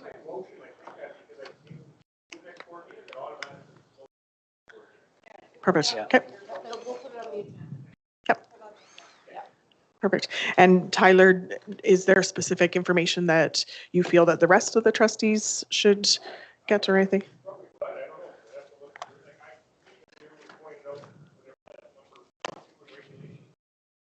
Just to get time. Sounds good. Yeah. All right. Okay. Just if there was other information that we need to get, then let us know. Okay. So Thank you, Tyler. I do have a question. According to our policies, this doesn't change in May. It doesn't change the gist of the policy, so we wouldn't have to go through 3 readings of it, would it, Christine? Oh, no. No. Okay. You would just undergo a revision. Yeah. Okay. Yeah. And the other question I have is, would the board like to send these to the policy committee in May 4th? You're referring to these as in These two. This two, one? Because if we're going to delay it till, I mean, just for their information, I asked Cheryl. I would say not because it's more about, Yep. more about our organization. Okay. Adding an additional meeting to our schedule. All Yeah, right. that's a difficult, sometimes the policies that are so specific to the board and the Yeah. life of the board and the procedures of the board, that really the members of that committee would go, I don't think that they would feel like they had an informed Okay. perspective, No, to be honest. I was just Yeah. checking. Yeah, but that's a good question. Okay, and then you had another, Yes. Now on this one, it's our meeting with Terry Gunderson that got me thinking. We had a nice long discussion in our development about policies and procedures. And I will just read it. I'd like to make a motion to create an ad hoc committee consisting of the board chair, policy chair, and 1 additional trustee for the purpose of hiring an outside consultant to help us with the development and revision of our policies. The rationale: 90% of the boards in this province have separated their policies from their procedures. We have over 160 policies. This is inefficient governance. According to Campbell and Folan, as well as Terry Gunderson, we need to create separate policies and procedures. In the division, we have policies that should be procedures, and those items should be left for the administration to deal with. We need to create policies that define and explain our governance role, and as such, then procedures can then be developed that fit in with our policies. To help us accomplish this, we need an outside consultant to help us eliminate, combine, refine, and develop new policies that will help us in better defining and improving our governance role. And basically, it was the book that we studied and conversation with Terry Gunderson at our board development meeting that, and I apologize again, it came up and Easter got in the way of an extra week before having to get this in. And I know that some of you will say you need more time, and I appreciate that. But I think it's time that we do, and we can't do our policies ourselves. I think that that's important, that it takes someone that isn't connected with the division to help us focus a little more on the policies that need to be changed, combined, or put over to procedure. And it would also make our policy development committee a little more effective also. Comments, questions? Yes, go ahead, Cheryl. And certainly whatever strategy the board chooses for their policies is totally up to the board. But I'm not sure if all the members of the board would understand the different models of policies and governance, and whether some time before they decide to hire a consultant or change the policy structure, whether maybe a session would need to be delivered by somebody to help the board members understand. Because it's always interesting, for example, in the province, there's a little bit of a movement the other way, Craig. So for example, I know Palliser's moving back to a different model. And I know that Holy Spirit's moving back to a different model.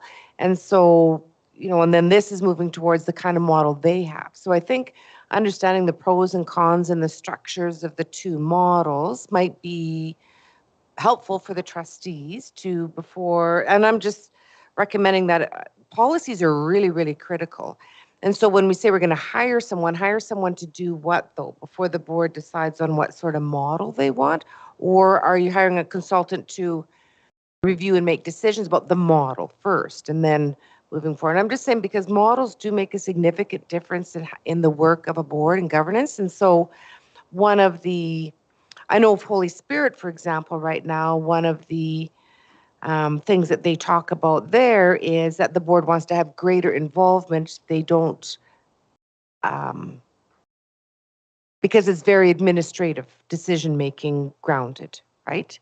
And so ours is sort of the opposite. The board has far more engagement in a lot of the policies than Holy Spirit, for example, but because one is more administrative, as Craig suggested, it's very clear. These are all administrative. So your superintendent wouldn't come and ask the board, should I do this or should I do that or should I do this? For a good example would be during COVID, Ken Sampson as superintendent never went to his board to ask for guidance, right? Whereas I had conversations with the board on what are you hearing, what would you like to see? Because all of that decision making fell under the superintendent without consultation with the board. And so in some ways it's easier for a superintendent. I'm saying it's like actually it's pretty cut and dry and easy for a superintendent, but I think it would be important for the board to know and understand what that means in terms of board influence or involvement or engagement with conversations about decisions, because it is a different model. Just a little background. Tyler. You hit on kind of where I was going to ask you to go anyway, but my understanding, which I'm not a policy guy, but my understanding is that policies are basically the boards. That's what we're doing to guide direction within the division. And procedures belong to the superintendent. Is that correct? So the less policies we make, the more authority we're giving to our superintendent. And if you got a good superintendent who does a great job and is that's okay, probably. But the superintendents roll over every now and then. You never know what you're going to get. So I think, yeah, roll over. Sometimes in their grave. Not at all. Anyway, so I think for me, I definitely like your suggestion to learn more about it, because from my standpoint, I don't know that I want to go to one of these other models where in my mind, as a board member, I would be giving up some control over what we do. Yeah, maybe we have too many policies. Maybe we do. I can't say that one way or the other. I don't know all 160 of them or whatever we have. And maybe it could be more efficient. I don't know. But I think for me, I would rather err on the side of having too many board-controlled policies than too many superintendent-controlled procedures. So I think maybe, yeah, it might be better for us to learn more about that, because I don't know, those are some of the things I'd have to think about in looking and doing that.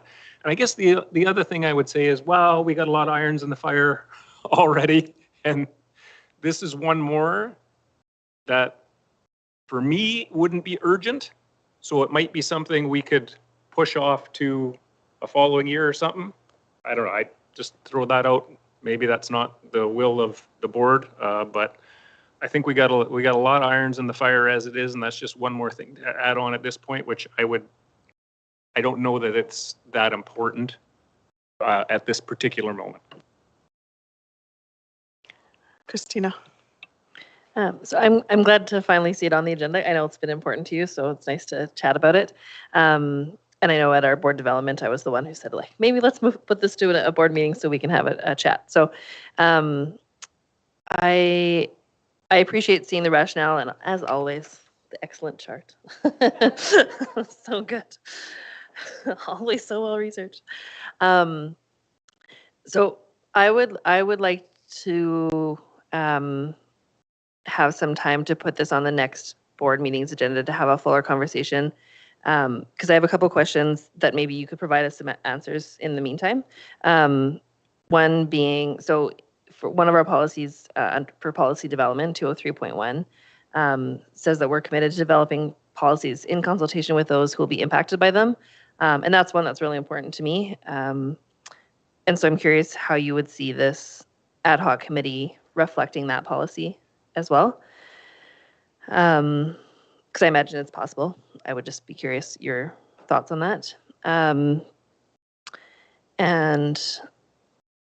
I would actually agree with Cheryl's comment. I feel like some people on the board have more experience with policies and others less in terms of policy structure, because there is a lot of different types. And I would also agree actually that there has been, I feel like, a flip, or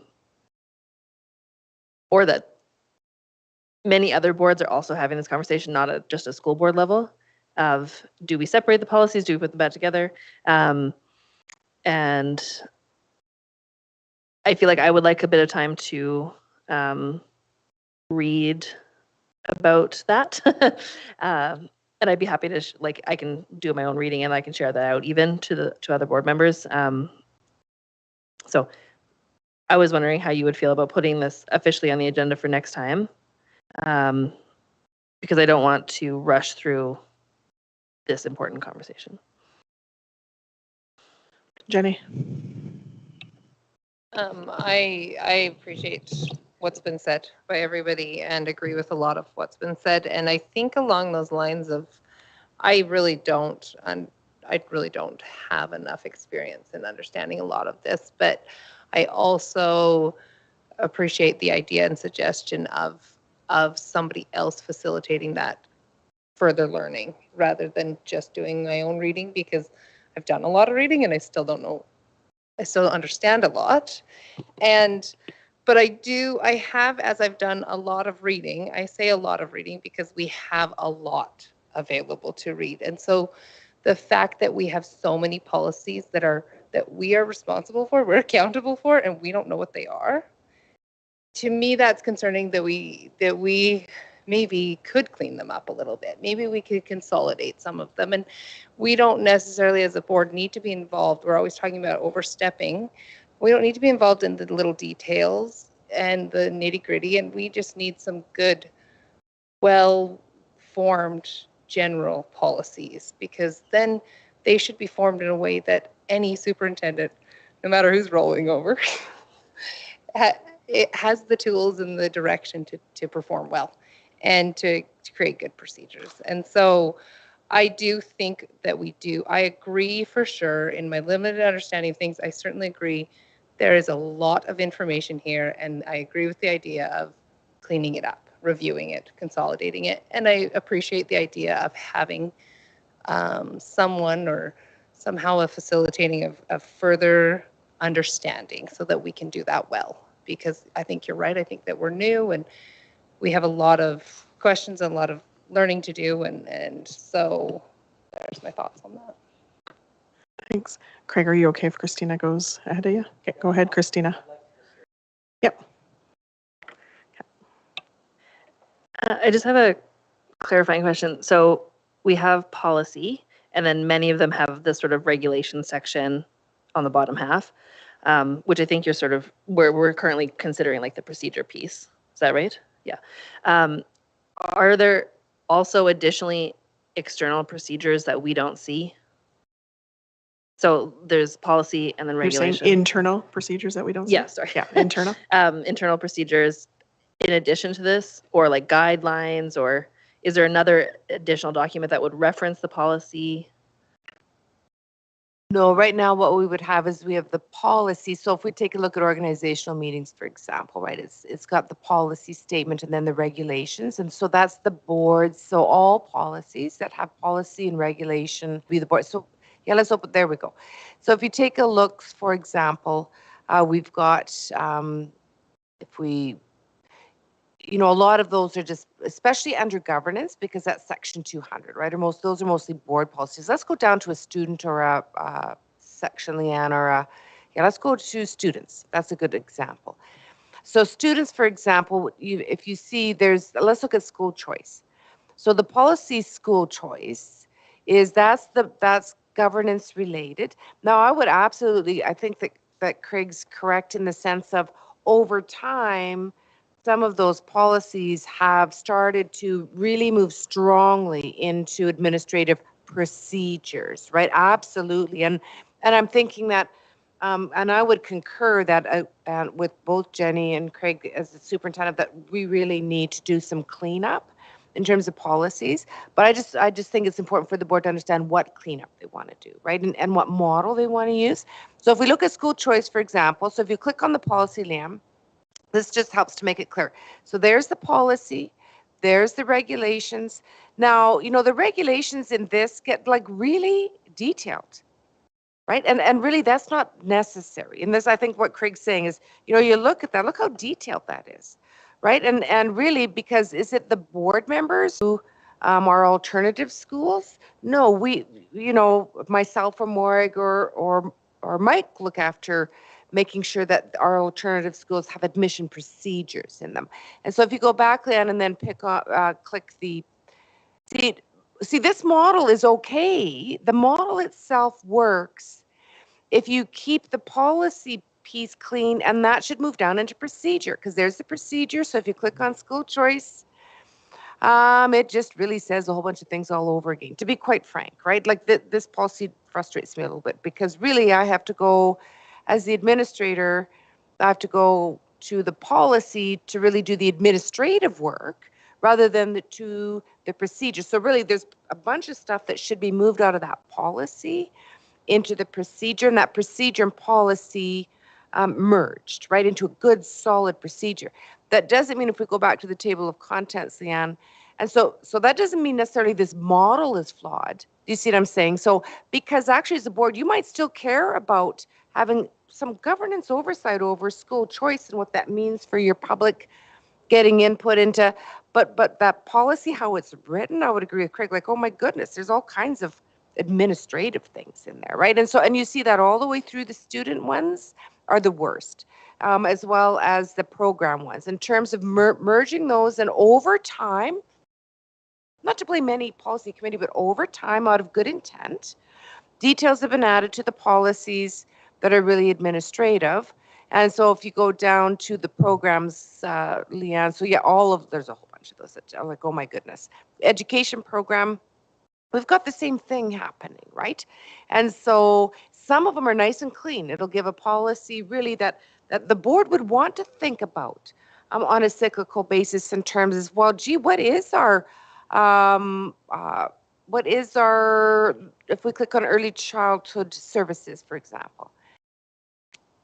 So the board, this one I don't think is very long, right? So the board, yeah, it's short. The board, you likely care about, well, what oversight do we have over, do we value it? Do we support it? Do we do whatever? And then as you can see, there's about 4 regulations under that. So that one probably is nice and clean. It's got the governance piece in the policy. The regulation pieces are for administration to put into, and that's why at the end of every policy it says, and the board gives the authority to the superintendent to develop the regulations, right? And so the procedures.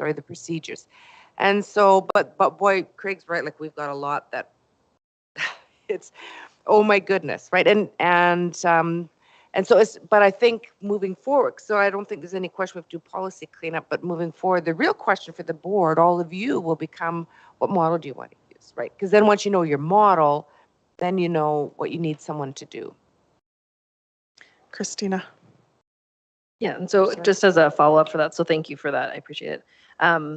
Because I totally agree. I think there's a lot in policies that, you know, like looking at the school choice one, that was a great example. Like it wasn't, it was the last time I did 2016. And I imagine that it would have been nice for you to have a bit more space for school choice conversation after this boundary changes, right? Not having quite so much in policy, because for people who maybe are less familiar, like procedures don't need to come back to the board for review. It gives administration a bit more space, but in return, the policy would need to be much larger than fair and just consideration is given to children for school choice. Like we would need a lot more guidance in that policy section to move it to a better model perhaps, right? Where we can then trust that there's enough guidance for administration that we feel like we've done our due diligence, but enough space for administration to do their work. So I think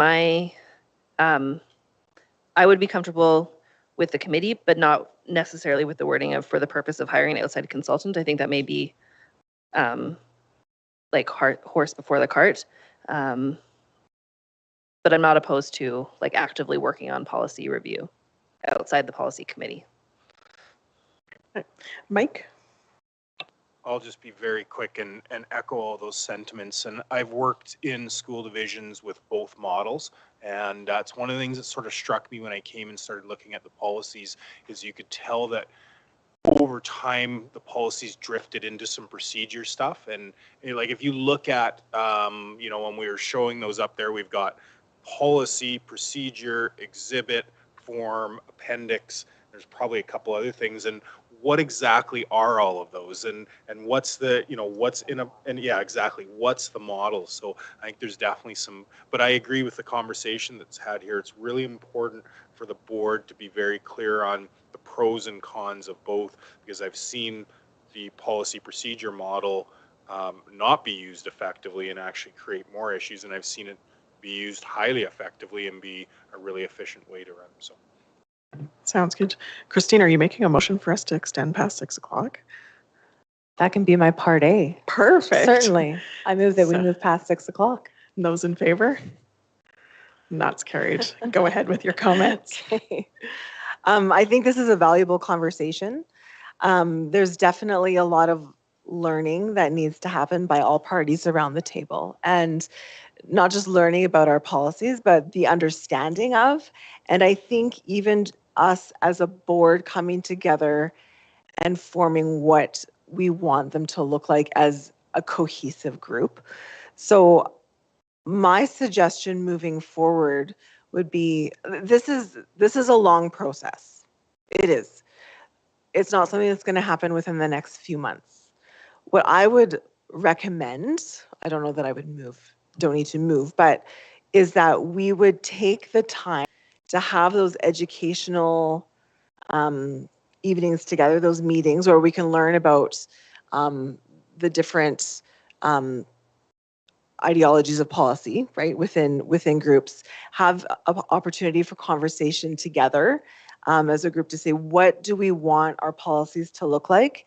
And then release an ad hoc committee. Because I think at that point, that ad hoc committee will be able to represent our board as a whole, rather than just those. It'll just give a stronger perspective, I think, heading into those meetings.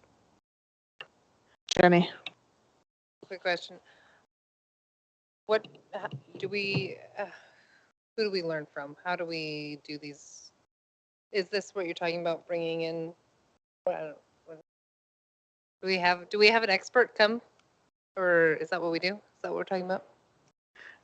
You want to answer? Okay.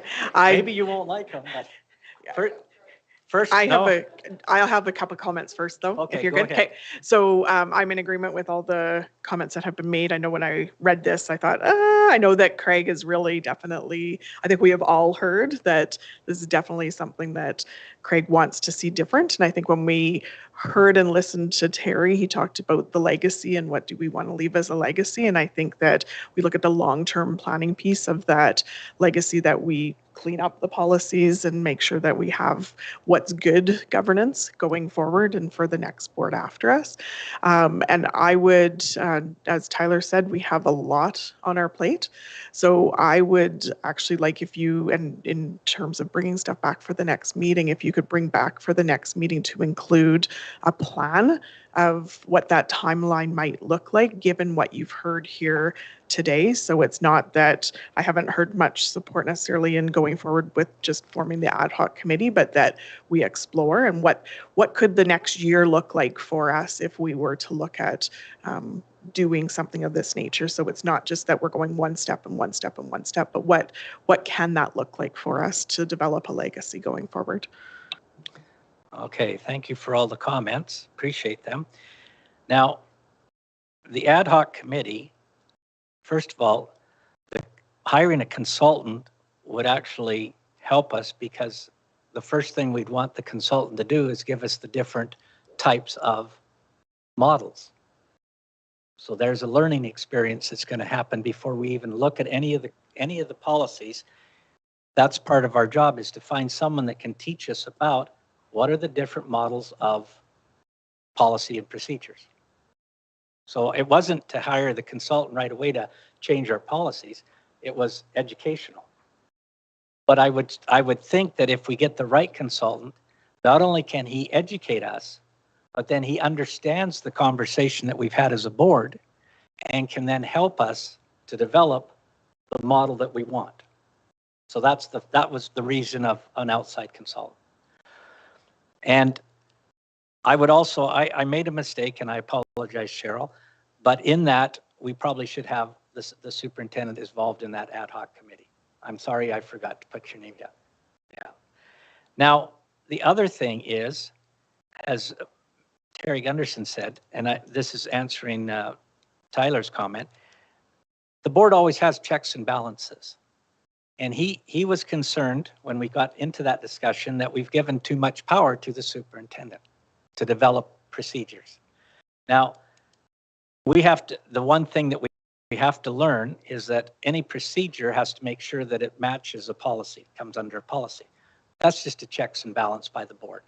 It doesn't mean that we're going to deny everything that the administration brings forward. It just says, what policy does it come under?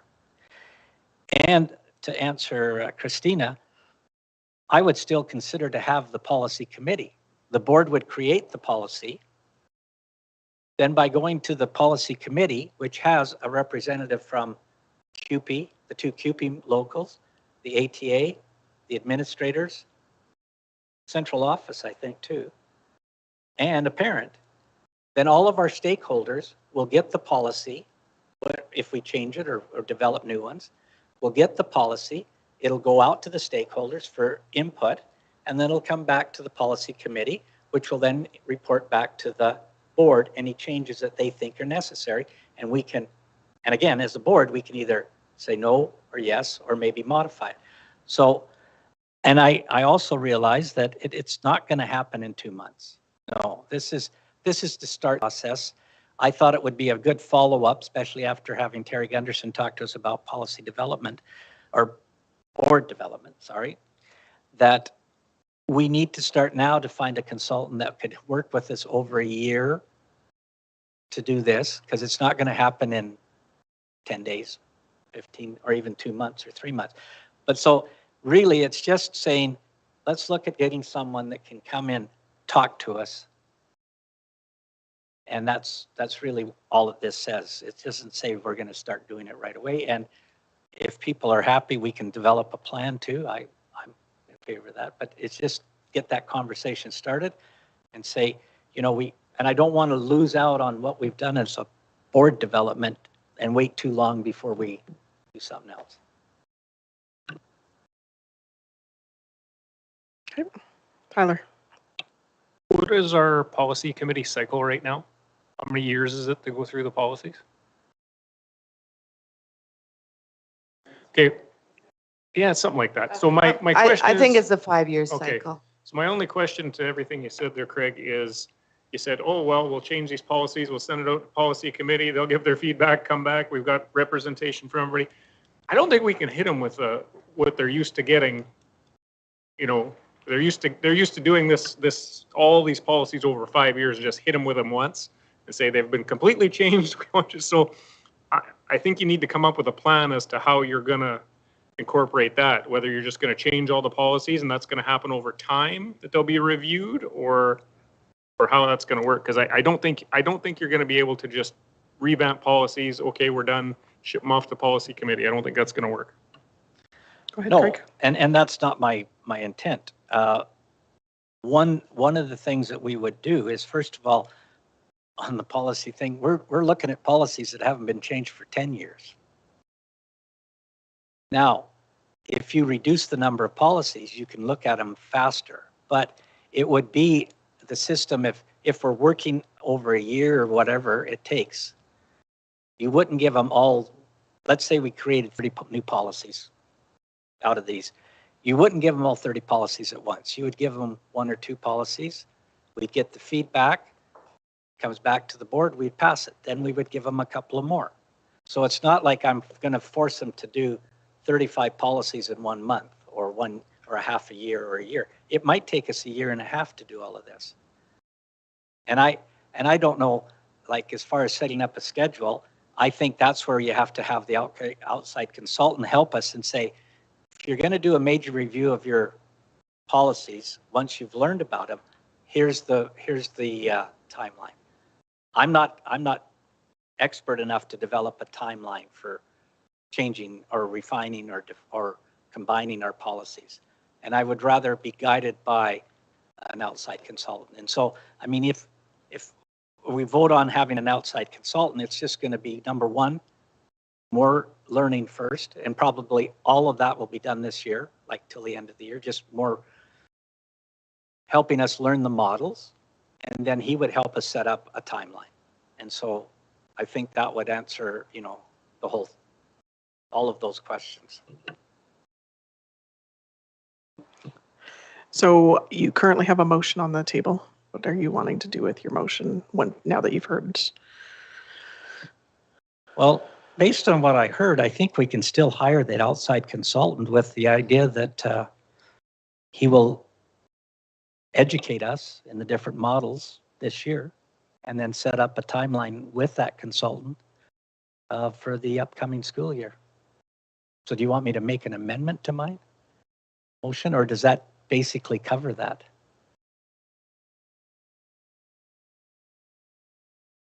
Yeah, okay, I would like to make a motion to create an ad hoc committee consisting of the board chair, policy chair, and 1 additional trustee plus the superintendent for the purpose of hiring an outside consultant to help us with the development and revision of our policies. And I can add some things to that if you feel more comfortable with saying, to help us learn about the different models. Okay. Sorry, Tyler, I didn't hear you. Just one question. Whoever you hire may have their own biases. So do you want a person who doesn't necessarily contract to redo policies to do the education piece, and then when you've chosen what model you want, then you hire for the model? Do you know what I'm saying, Craig? So, you know, your first person that you hire for a couple education sessions. Might just be someone who has a lot of experience with policy and can and say to the board, this is this model, here's the advantages, disadvantage, here's the people that use it, here's this model, and in a very non biased way, because they don't necessarily contract to do policies, because it's everyone has sort of their own policy bias. It's interesting because you definitely have some, like Terry Gunderson would be he has the model that he thinks is the best model, and that's not the same as perhaps the next consultant who might say, no, I think this is the best model. And so and even within ASBA, not all of them agree on what is the best model of governance. So you might want to have, maybe this would be where you hire a consultant to provide the board with education on the different models of governance. And then when you've done that, you can go, okay, as a board, you can say, well, this is what we want. And so now let's get someone who's an expert in that model, because some are experts in that and not in the, you know what I'm saying? And so if you don't know yet what model you want, maybe your first one would be to hire someone to review the models. Just a thought. And I think that's a good idea, but I think we could, as part of our interview process with consultants, that would be one thing that we'd ask. And if we felt comfortable, if we get someone that we feel is fairly unbiased, then we can just keep them. If we feel that through that process that the person might be too much of a bias one way or the other, we could look at just hiring someone to give us the different models and then going back and finding someone. So I think we could cover that still with this motion. But thanks, Cheryl.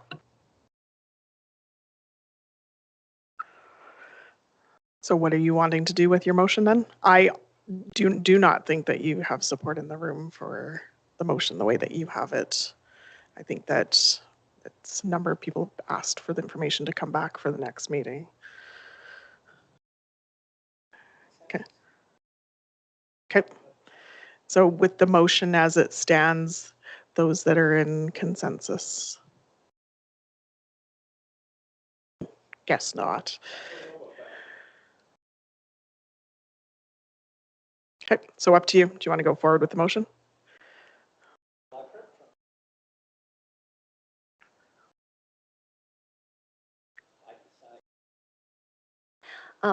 I definitely think that the policies need to be cleaned up or amalgamated in some way. But there are so many of them, and we could be more familiar with them. And I think I would need to look in depth at them to see where they overlap, to see how that works. Your chart is very interesting because I can't imagine that some boards have so few policies and we have so many policies. So I think as a starting point, I would like some direction from someone who is an expert in policy to show those different ways that policies are written for different boards. I will make a friendly amendment to my own motion that we have an ad hoc committee consisting of the board chair, policy chair, and one additional trustee, plus the superintendent, to hire an outside consultant to help us understand and teach us the different models of policies and procedures. Tyler? Okay, my only comment I'm going to make on this is this seems like it's going to be a lot of information and a lot of time, and I have concerns about how full our plate is right now to put this on. So if your timeline is now, I'm going to have to vote against it, just so you know. Because I just don't think we need one more thing on our plate at this moment in time, especially one that I would not consider to be urgent. I'm not against it. I'm not ready to add on this many more meetings now. And there is no timeline in his motion. So. Craig? We talk about a timeline. I'd like to be given, when do you want to start this? The start of next year. Like fall. Like it wouldn't work well for me right now. Yeah, and I appreciate that. So I'm going to just move to table this motion to May, because depending on what we do with the organizational and the board meeting in August, then if that passes, then I would be prepared to bring this forward in August. But I can't make that motion because we haven't dealt with the other two motions. So I will table this until May. Okay. And then as part of that whole discussion, that would be the timeline.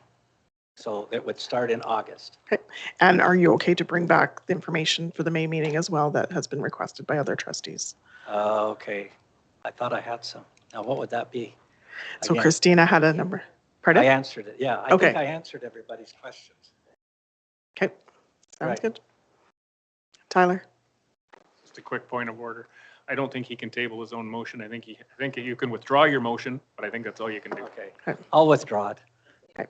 Thank you. Okay. Okay. I request to table his Okay. motion. And those in favor of tabling the motion? And that's carried. Thank you. Can I just thank everyone for their input? Because I think it was a well worth discussion, and it's moving us in the right direction. And with that, is there anybody else that needs a break? 10 minutes? 5 doesn't seem ever enough, so let's do 10. Okay, I'll say 5, be back at 6:20.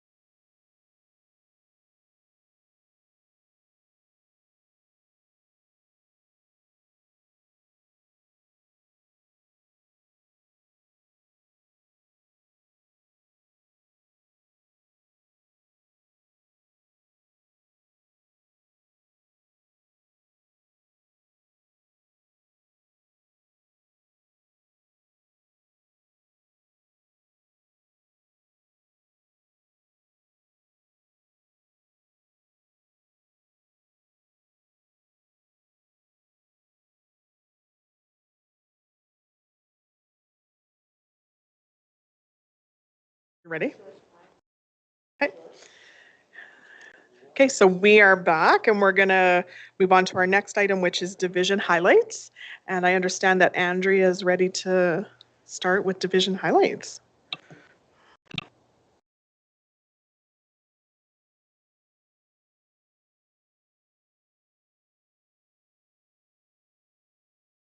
Okay. um, I'd like to thank Max and Custard, Bryce Johnston and his family for delivering all these lovely macarons for us and for the staff at the board office to have. And thanks for our Christmas order. And so that was so nice of them to do that. Since our last meeting, I attended Churchill's council meeting, and it was the first one that I attended in person. And it was really nice to see presentations from the leadership committee and all the money that they had raised for groups like the Sage Clan. It was amazing. And also, two of the students of the IB program would have a specific question, and then they would answer that question with 3 items. For example, one of the young men answered by using a guitar and cards in the 1991 yearbook. And it really helped me understand the IB program. I'd heard of it as a student, and I was like, that mysterious IB program. So that was really cool. And I got to attend my first Indigenous Education Committee meeting, and that was so meaningful. And I just appreciate the work that's being done by that committee, all the PD and the grad coaches, and I was welcomed warmly. I'm excited about the flag raising coming up. I attended the Pro B School Council, and they had a very successful Green Shirt Day assembly, and that was their first in-person assembly. So that was a very touching way for them to start their assemblies.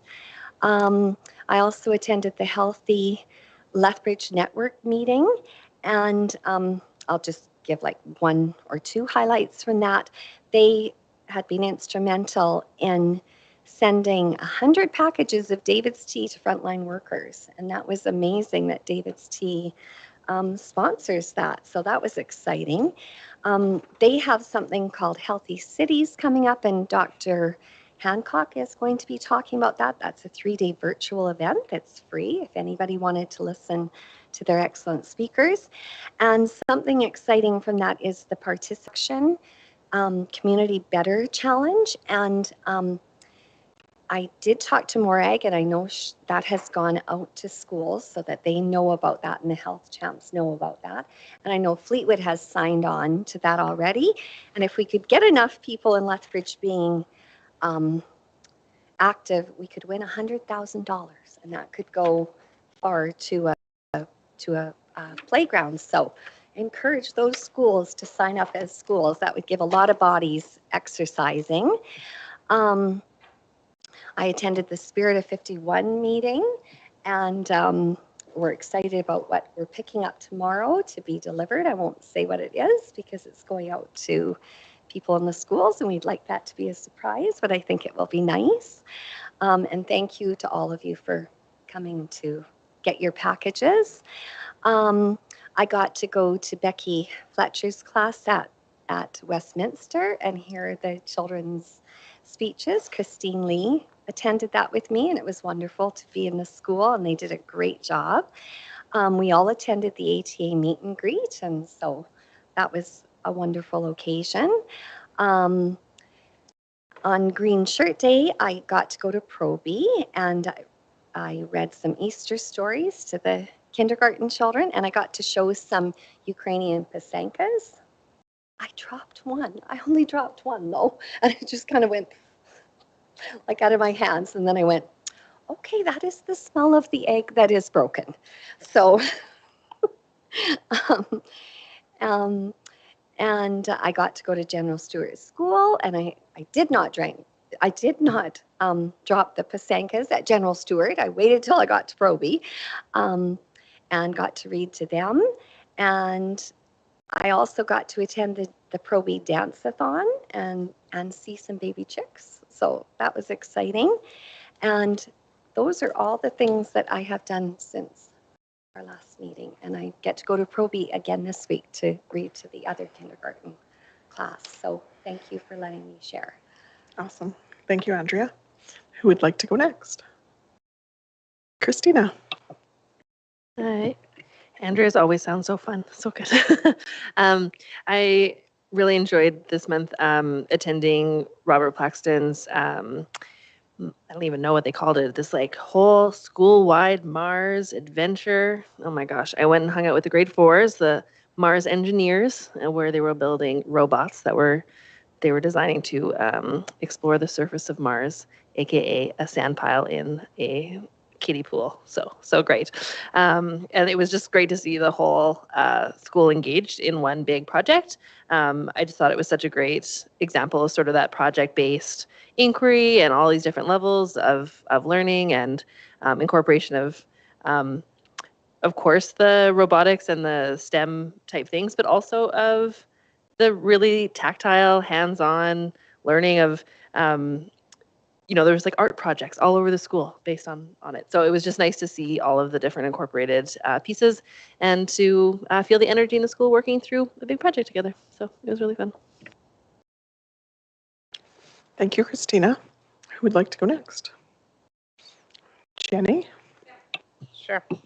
I had the opportunity to be at LCI, and there was a sentiment shared that I thought was really neat. And at the time, the school had invited those coming from grade 8 to come with their parents to the school and just get familiar with the school. But the sentiment that was shared was their slogan, green to gold. And he said, coming into this new school, you're green, you're fresh, you're young, and you're not quite aware of a lot of things yet. But by our hope and goal of our school is by the time you leave, you are gold and you have reached your potential and your value. And I just thought that was such a neat message behind that slogan. And so I thought I'd highlight that because I really liked that.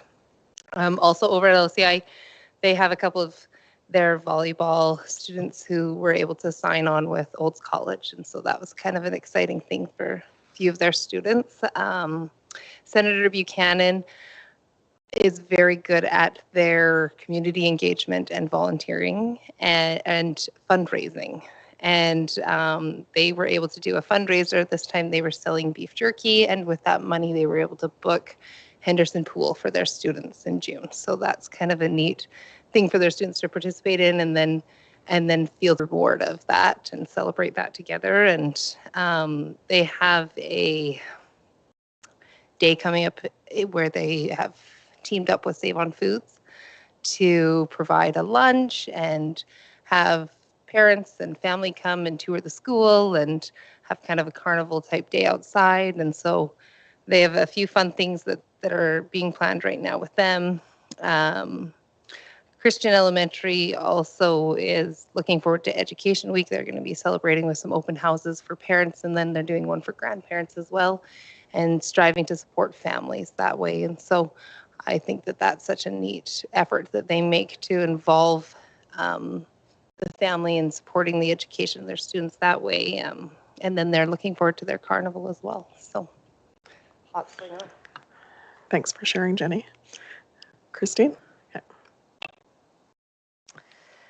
I appreciated attending the ATA meet and greet. It was so good to be there in person. I realized again how much I missed that, and just connecting with staff that I haven't seen in quite a while. So I appreciated that evening and meeting some new staff as well. I had the opportunity to speak to the Civic Works Committee at City Hall, which I'll speak to a little bit later, and just advocate for accessibility and inclusion in transportation. So that was just, I was thankful to be part of that. We had a great Indigenous Education Committee meeting. It was great to welcome Andrea in, and there's just some really great things happening in our division through that community. And I continued my puppy tour to Lakeview Elementary, and I got to spend a whole day there. And I love it because I get to meet all the students, all the staff, and everyone is happy, because how are they not? So next adventures will be announced at the next board meeting. Exciting. Tyler? Sounds good. And Craig? Cheryl, Christine, and I attended Team Lethbridge. And we had to do a lot of work. Way too much. Pardon? Mind games. Yes. What's interesting is to see how different everybody is. In other words, you've got the environmentalists, you've got the farmers, and boy, we didn't agree on a lot of things, but it was good to know that they're having conversation and they're trying to, part of Team Lethbridge was making an effort to say, we need to get involved with more of Southern Alberta, not just Lethbridge, but all of Southern Alberta, because there's great potential in tourism, agricultural tourism, skiing, biking, golf, all of that. I missed Mike Mountain Horse's school council because we were having board development that night. But I did stop in just before Easter and wished him a happy Easter. I went through Fleetwood Baden and visited the staff and students and told them a happy Easter too. And Wilson, I missed their meeting because they had trouble with Teams and I wasn't even informed of it. So anyway, they just mentioned that they had trouble. I liked the ATA. We had the board development and we had a policy committee. We didn't pass anything, but there are things that are going to come up in May that, at the May meeting that will have some feedback, of which Christina will take care of it because I will be down in the States. And I know that she isn't a student of Lethbridge Public, but I do have to say that my granddaughter, who graduates from Matthew Holton in Pincher Creek, has been offered 3 scholarships at 3 different schools for basketball. Fabulous. Thanks for sharing. So for me, I've had the opportunity to attend a number of school councils, and of course, they're always great to hear parents' discussion and lots of great opportunities that are going on. There's been lots of discussion about how school councils are going to be using their Alberta School Council Engagement Grant, and one that I'd like to share is Nicholas Sharon is going to be hosting an evening for parents.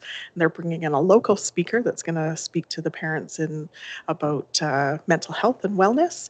And one of the great pieces of that is that it's also going to be offered with a translator translating in Arabic. And then just to really look at some more of the barriers that we often find to parent engagement is they're also bringing in Chinook High School students to provide childcare to children so that parents can be engaged in the session. So that's a great highlight in our division. And then I'd just like to highlight, and I'll talk about the ASCA conference later as well, but I was able to participate in the ASCA conference in AGM, and one of our division highlights is that we do have a number of parents that are definitely engaged, and some of the parents took forward proxy votes, and it was great that they spent their whole weekend, and it started Friday at noon and went all the way through until Sunday at 5 o'clock, and those parents were engaged, and I chatted with them throughout the weekend, and it was great to see them be involved in our provincial advocacy pieces and getting some of those sessions that they were able to partake in, and just knowing that our parents are engaged. And then, of course, it was great to be able to go to the ATA meet and greet and meet with our teachers and see them face to face, which we haven't been able to. Lots of it's been through emails or phone calls, but this was great to be able to engage with them. And then I've been doing lots of work with the zone and just really looking at promoting things from within our division. And then we were able to even actually host the zone meeting here in April. It was over spring break, and we hosted for all the divisions came here for the meeting. So it was great for that. So that's all I have to share for that. And then we're going to move on to board chair report, which is community conversations. So I have the memo there that we had. Our last one was at the YMCA, and it was on a very snowy day, but we did have parents that came out and we were able to chat with them. We also had media that came and they did do a story on our community conversations as well. The next community conversation for May is on May 19th. That's a Thursday, right, Christine? Okay, it's Thursday, May 19th from 4 to 5:30 at Gunnery Point Shelter, which is at the east end of Henderson Lake. And even if it's raining, we're going to be out there. So come. If it's downpouring, then watch to see if we may postpone it. But yeah, but the plan is that there is a shelter there, so we'll be able to go in there. And then, of course, the playground is right close, and kids are welcome to come with their parents for that. So I just wanted to open this part up to see if there's any conversations about how we felt that April's community conversation went. Christina. Yeah, I thought it was good. Yeah, the weather was definitely not in our favor. My question is less about how it went in April. I thought it was good, and I'm looking forward to May's. I'm just wondering if we could maybe work together to set the dates for next year's in advance. I think that would help with attendance. Yeah. Yep, we can certainly look at that for sure. Craig? Well, I'd like to thank Christina for organizing the event. It's the first time I've been in the YMCA since they moved to the west side. One of the comments that struck me is that some of the parents say that we're still not communicating it very well to the public. Like they're having trouble finding it. So I think that's still an issue that we need to work on, to make sure it's well publicized in advance. And I like Christina's thing is if we set up the dates at the start of the year, we can get that people better informed. Great suggestion. And I would definitely like to thank the YMCA for hosting us and allowing us to use that space and just having it accessible for children to come along with their parents. And we did have a few children come in and play, so that was great. And I think it was not disruptive to the other patrons. I think it went very well in that sense. So it'd be great if they'll host us again over there. Okay, good. And then next was looking for somebody that would like to organize the June community conversation. And at this point, we have gone to all parts of the city and we have looked at all times. So we've done daytime and the next one's going to be 4 to 5:30. We've done evening. So June is pretty much wide open. So I'm just looking for somebody to organize that. Tyler's like, pick me. Definitely not. What I would say though is, I don't know how great attendance has been for that, whether it's still warranted every month, but what I would say about June is you're probably going to have pretty low attendance because that's kids coming out of school. You're probably not going to get a lot of parents really engaged and wanting to come. They're just trying to, thank gosh, summer's here, and they're not going to be thinking a lot about school. So I don't know that you need one in June. That's going to be up to you guys. I would probably suggest that June is not a great time to hold a community conversation, but that would be up to you.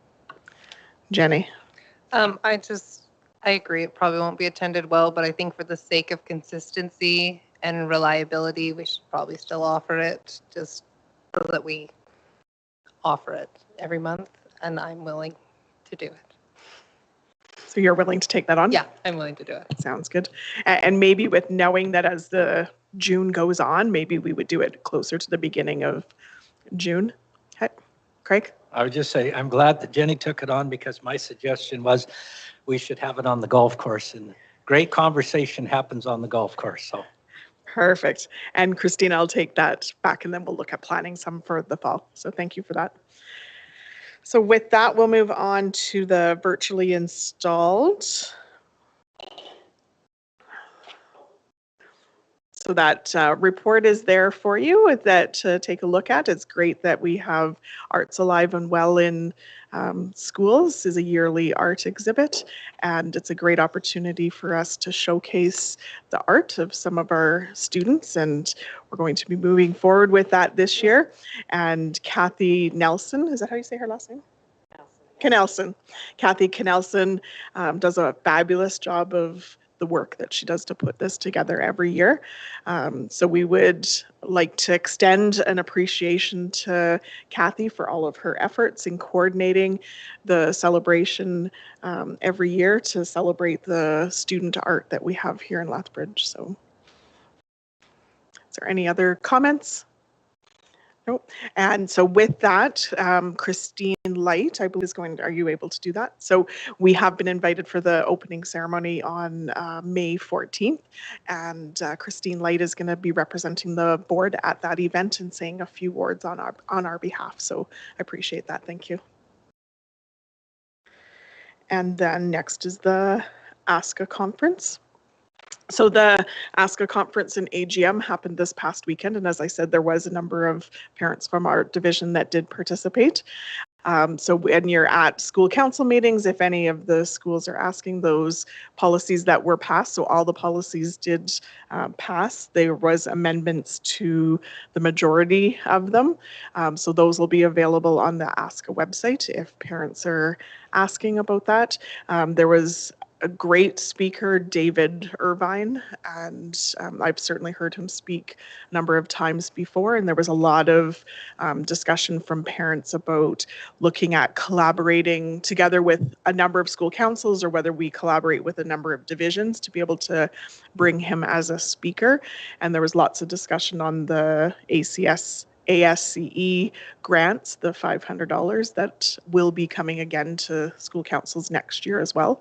So really looking at, is there opportunity there for parents to do that? So I believe that there'll be some discussion about the ASCA conference at the district division school council meeting coming up.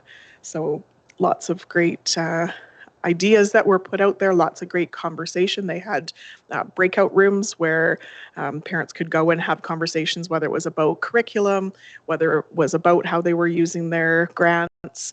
There was lots of great opportunity there. So is there any questions? Seeing none, we'll move on. So the Indigenous Education Committee. And that is Christine. Yes, we met on March 23rd. My report is there. I'll just pull a couple of things out. We had really good conversation, small table conversation around the Indigenous Education Survey feedback. And so themes that we talked about included the approach of information, curriculum engagement, professional learning, and ideas for the future. So our division is definitely moving forward in a positive way. Capacity is growing, appreciation is deepening, and it's genuine. And so it was just very encouraging conversation to be a part of. Our flag raising ceremony is the planning for that is underway. I expressed board support for this, and so Morag will lead the formation of planning a subcommittee to begin the work of that. And then we have our Indigenous education teacher update. A couple of things I'll pull from here. I was hoping to have moose hide for each of you in the month of May. I didn't write, May 12th is the Moose Hide campaign rolls out, and it's a movement to bring awareness and bring an end to violence against women and children, and a call to men and warriors to fulfill their role of protector. And so there's a card explaining it and a square of moose hide. So what I'm going to do for each of you is I'll have that placed in your mailboxes for you. So I apologize for not being able to have that here for you today. So I'll have that placed in your mailbox so you can read more information and have that moose hide to wear to honor women and children. And the anti-racism and anti-oppression work is moving forward. There's many groups currently working on this area, which ties to our board priority of inclusion. So a policy has been drafted with the anti-racism, anti-oppression group. And I believe it's gone out to the committee and administrators. The draft was given to the committee, the Indigenous Education Committee, for the purpose of feedback. And then the insurance plan will be released in May of 2022, and our next meeting is June 8th. Are there any questions for Christine? Okay. Thank you. And moving on to community engagement, Jenny. So we met and talked about our ICE scholarship, and we're excited for that coming up. We've shifted our deadline for student submissions for that just with the Easter break. It, just kind of always changes things up a little. So we like to have as much participation in that as we can. And so we're receiving some of those submissions and excited about that event. Just flipping to my notes here. We also had a conversation around communication at the school level that was really good to have the opportunity to hear from the members of the Community Engagement Committee and their desire to have continuity in the levels of communications that are coming, between school to school and the way that we communicate with our parents. And so we took a fair amount of time to strategize on that and to think about the communications plan at the school level. And so we're hoping that from that discussion we can continue to see improved lines of sharing of information and receiving information in schools. We talked about our town hall and some of the feedback we received from that, and it was well attended and there was a lot of participation in that. That was very good, and we discussed some ideas for continued improvement on that. Ideas for next year. We thought that we will start our dialogue about our town hall a little bit earlier, and that we as trustees maybe can make the effort in our school council settings to try to help people understand what the town hall is ahead of time. There's still somehow, you can share information a million times and still not have it understood, but there's certainly, the feedback is that there's still some lack of understanding of what town hall is and the purpose of it and how important it is. And so that is what I bring back to the board, is that as we move toward that next year, and I know it's a ways away, but to keep in mind that we can start talking about it earlier and that it's actually something we can talk about throughout the year. So when somebody is voicing ideas or thoughts, you can say, we have a forum and this is when it's held during the year and this is what it is and this is what it produces, and that we can have people starting to talk about that and look forward to that. So I share that with the board. Thank you, Jenny. Are there any questions for Jenny? And your next meeting is May 12th. And our next meeting is May 12th at 6:30. I believe it's a Thursday. Don't quote me. Perfect. And then Division School Council, Christine. I wasn't able to attend the meeting. I pulled these points from the minutes, and I also put a link to the minutes below. There was some engaging conversation around the topics presented there. And so if you'd like further details on those conversations, they are Craig, Trustee Whitehead had attended, and you can also look at the minutes. That's my report. Okay, Craig? You can't sneak into that meeting online. I was just going to listen. And all of a sudden they were asking me questions and I'm going, well, I'm not the one. It's that nobody else was there. So I had to answer a few questions. Excellent. Thank you, Christine. And Policy Advisory Committee, Craig. Okay, we had a meeting on April 6th and the policy anti-racism, anti-oppression came forward. It's a new policy. And we made a couple of changes. There was a good debate about some of the wording at the start of the policy.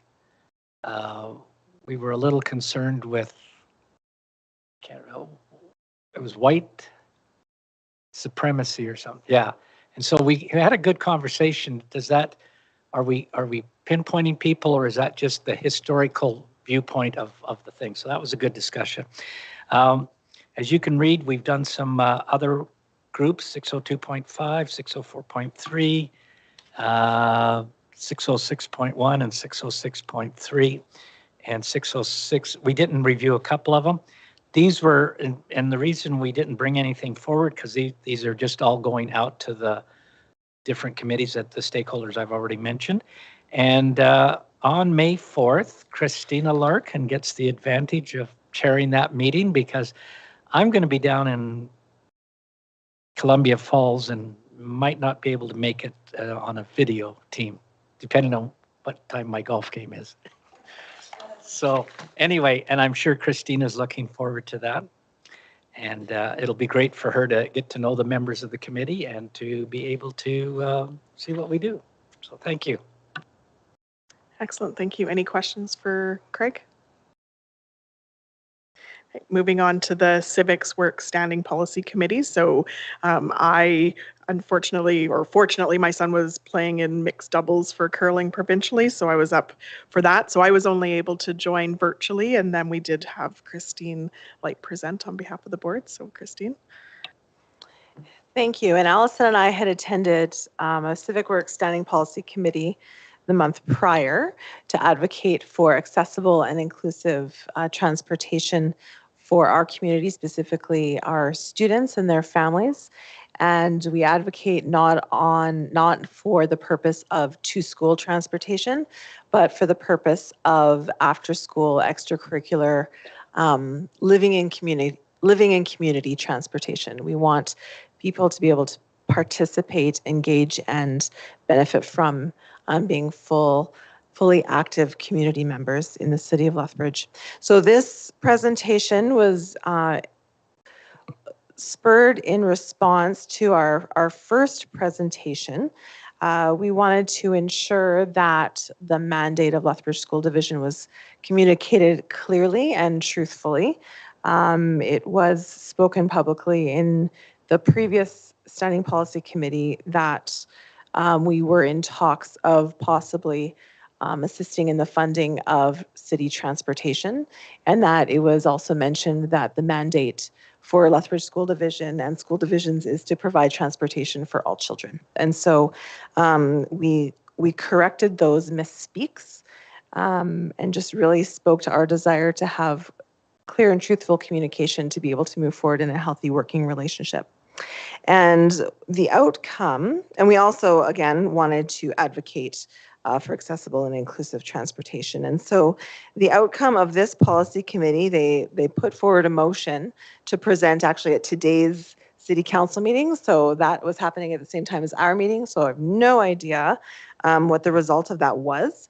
But the motion was to make CityLink a permanent structure with quarterly adjustments and opportunity for feedback, to invest $350,000 back into transportation.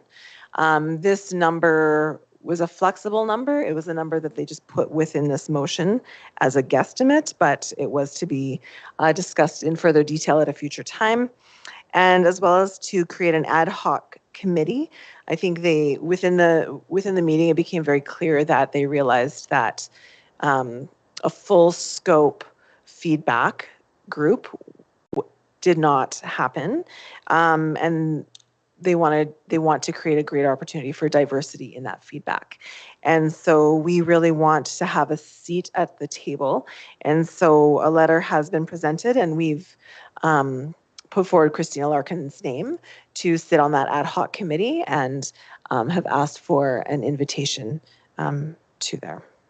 And that is my report. Are there any questions?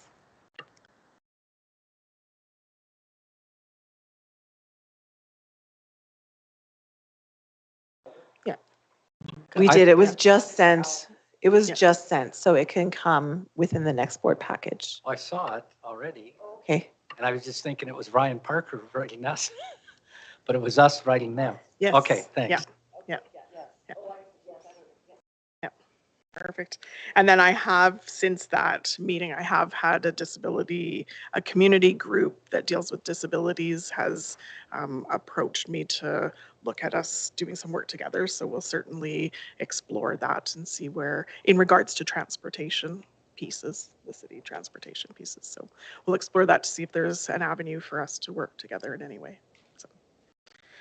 Then next I have Economic Development Lethbridge. So that was last week, and unfortunately I had a sick child, so I wasn't able to attend. I thought it would be virtual, and unfortunately it wasn't virtual. And I was like, what? I know, and I was just like, what? So my plan at this point is, once the minutes are out, and because it was just last week, once the minutes are out, we'll provide any updates to the board. I'll send an email out to all the trustees with any pieces that are related to us as a division. And then we have the 2 letters that we sent to the Minister of Education. Is there any questions about either of those?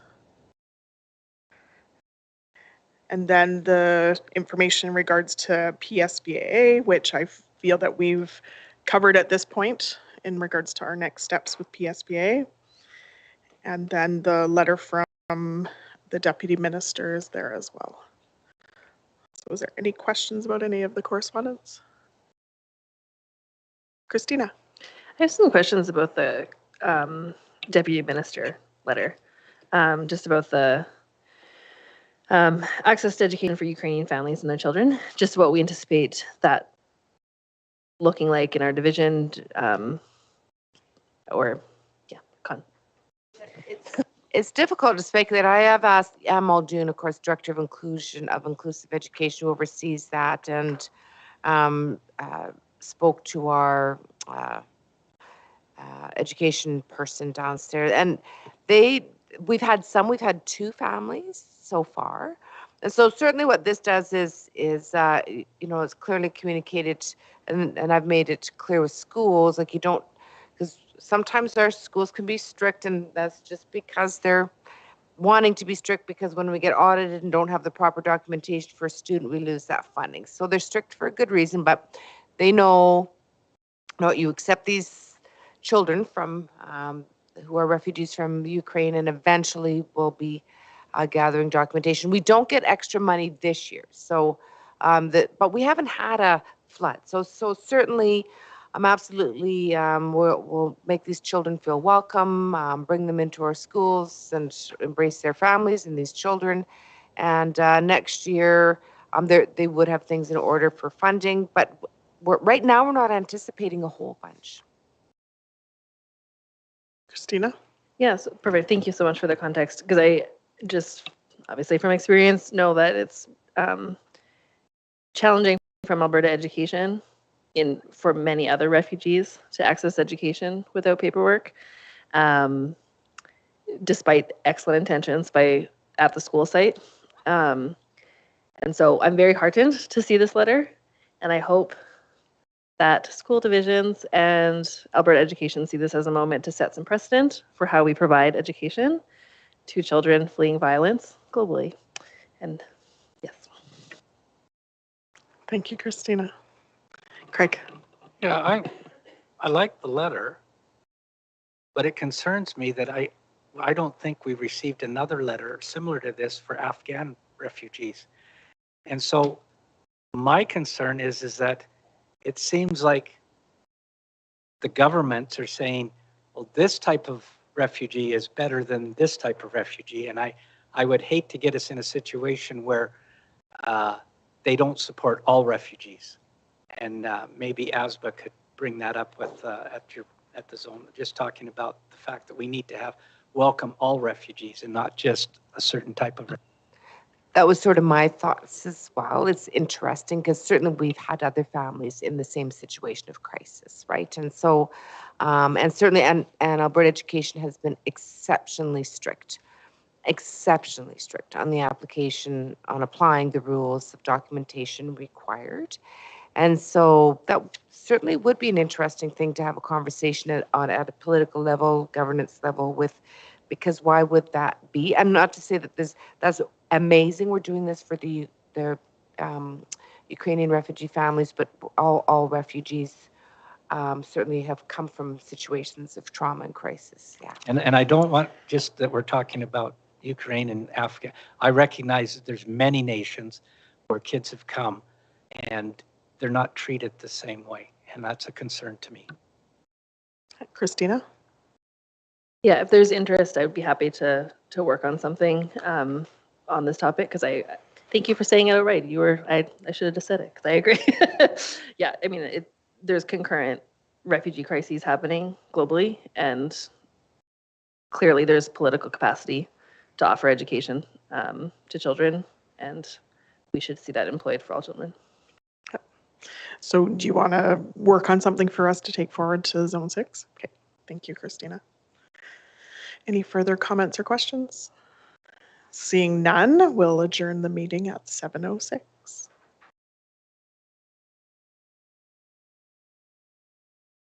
Adjourn the meeting at 7:06, but I need a motion to move into camera. Craig, and those in favor?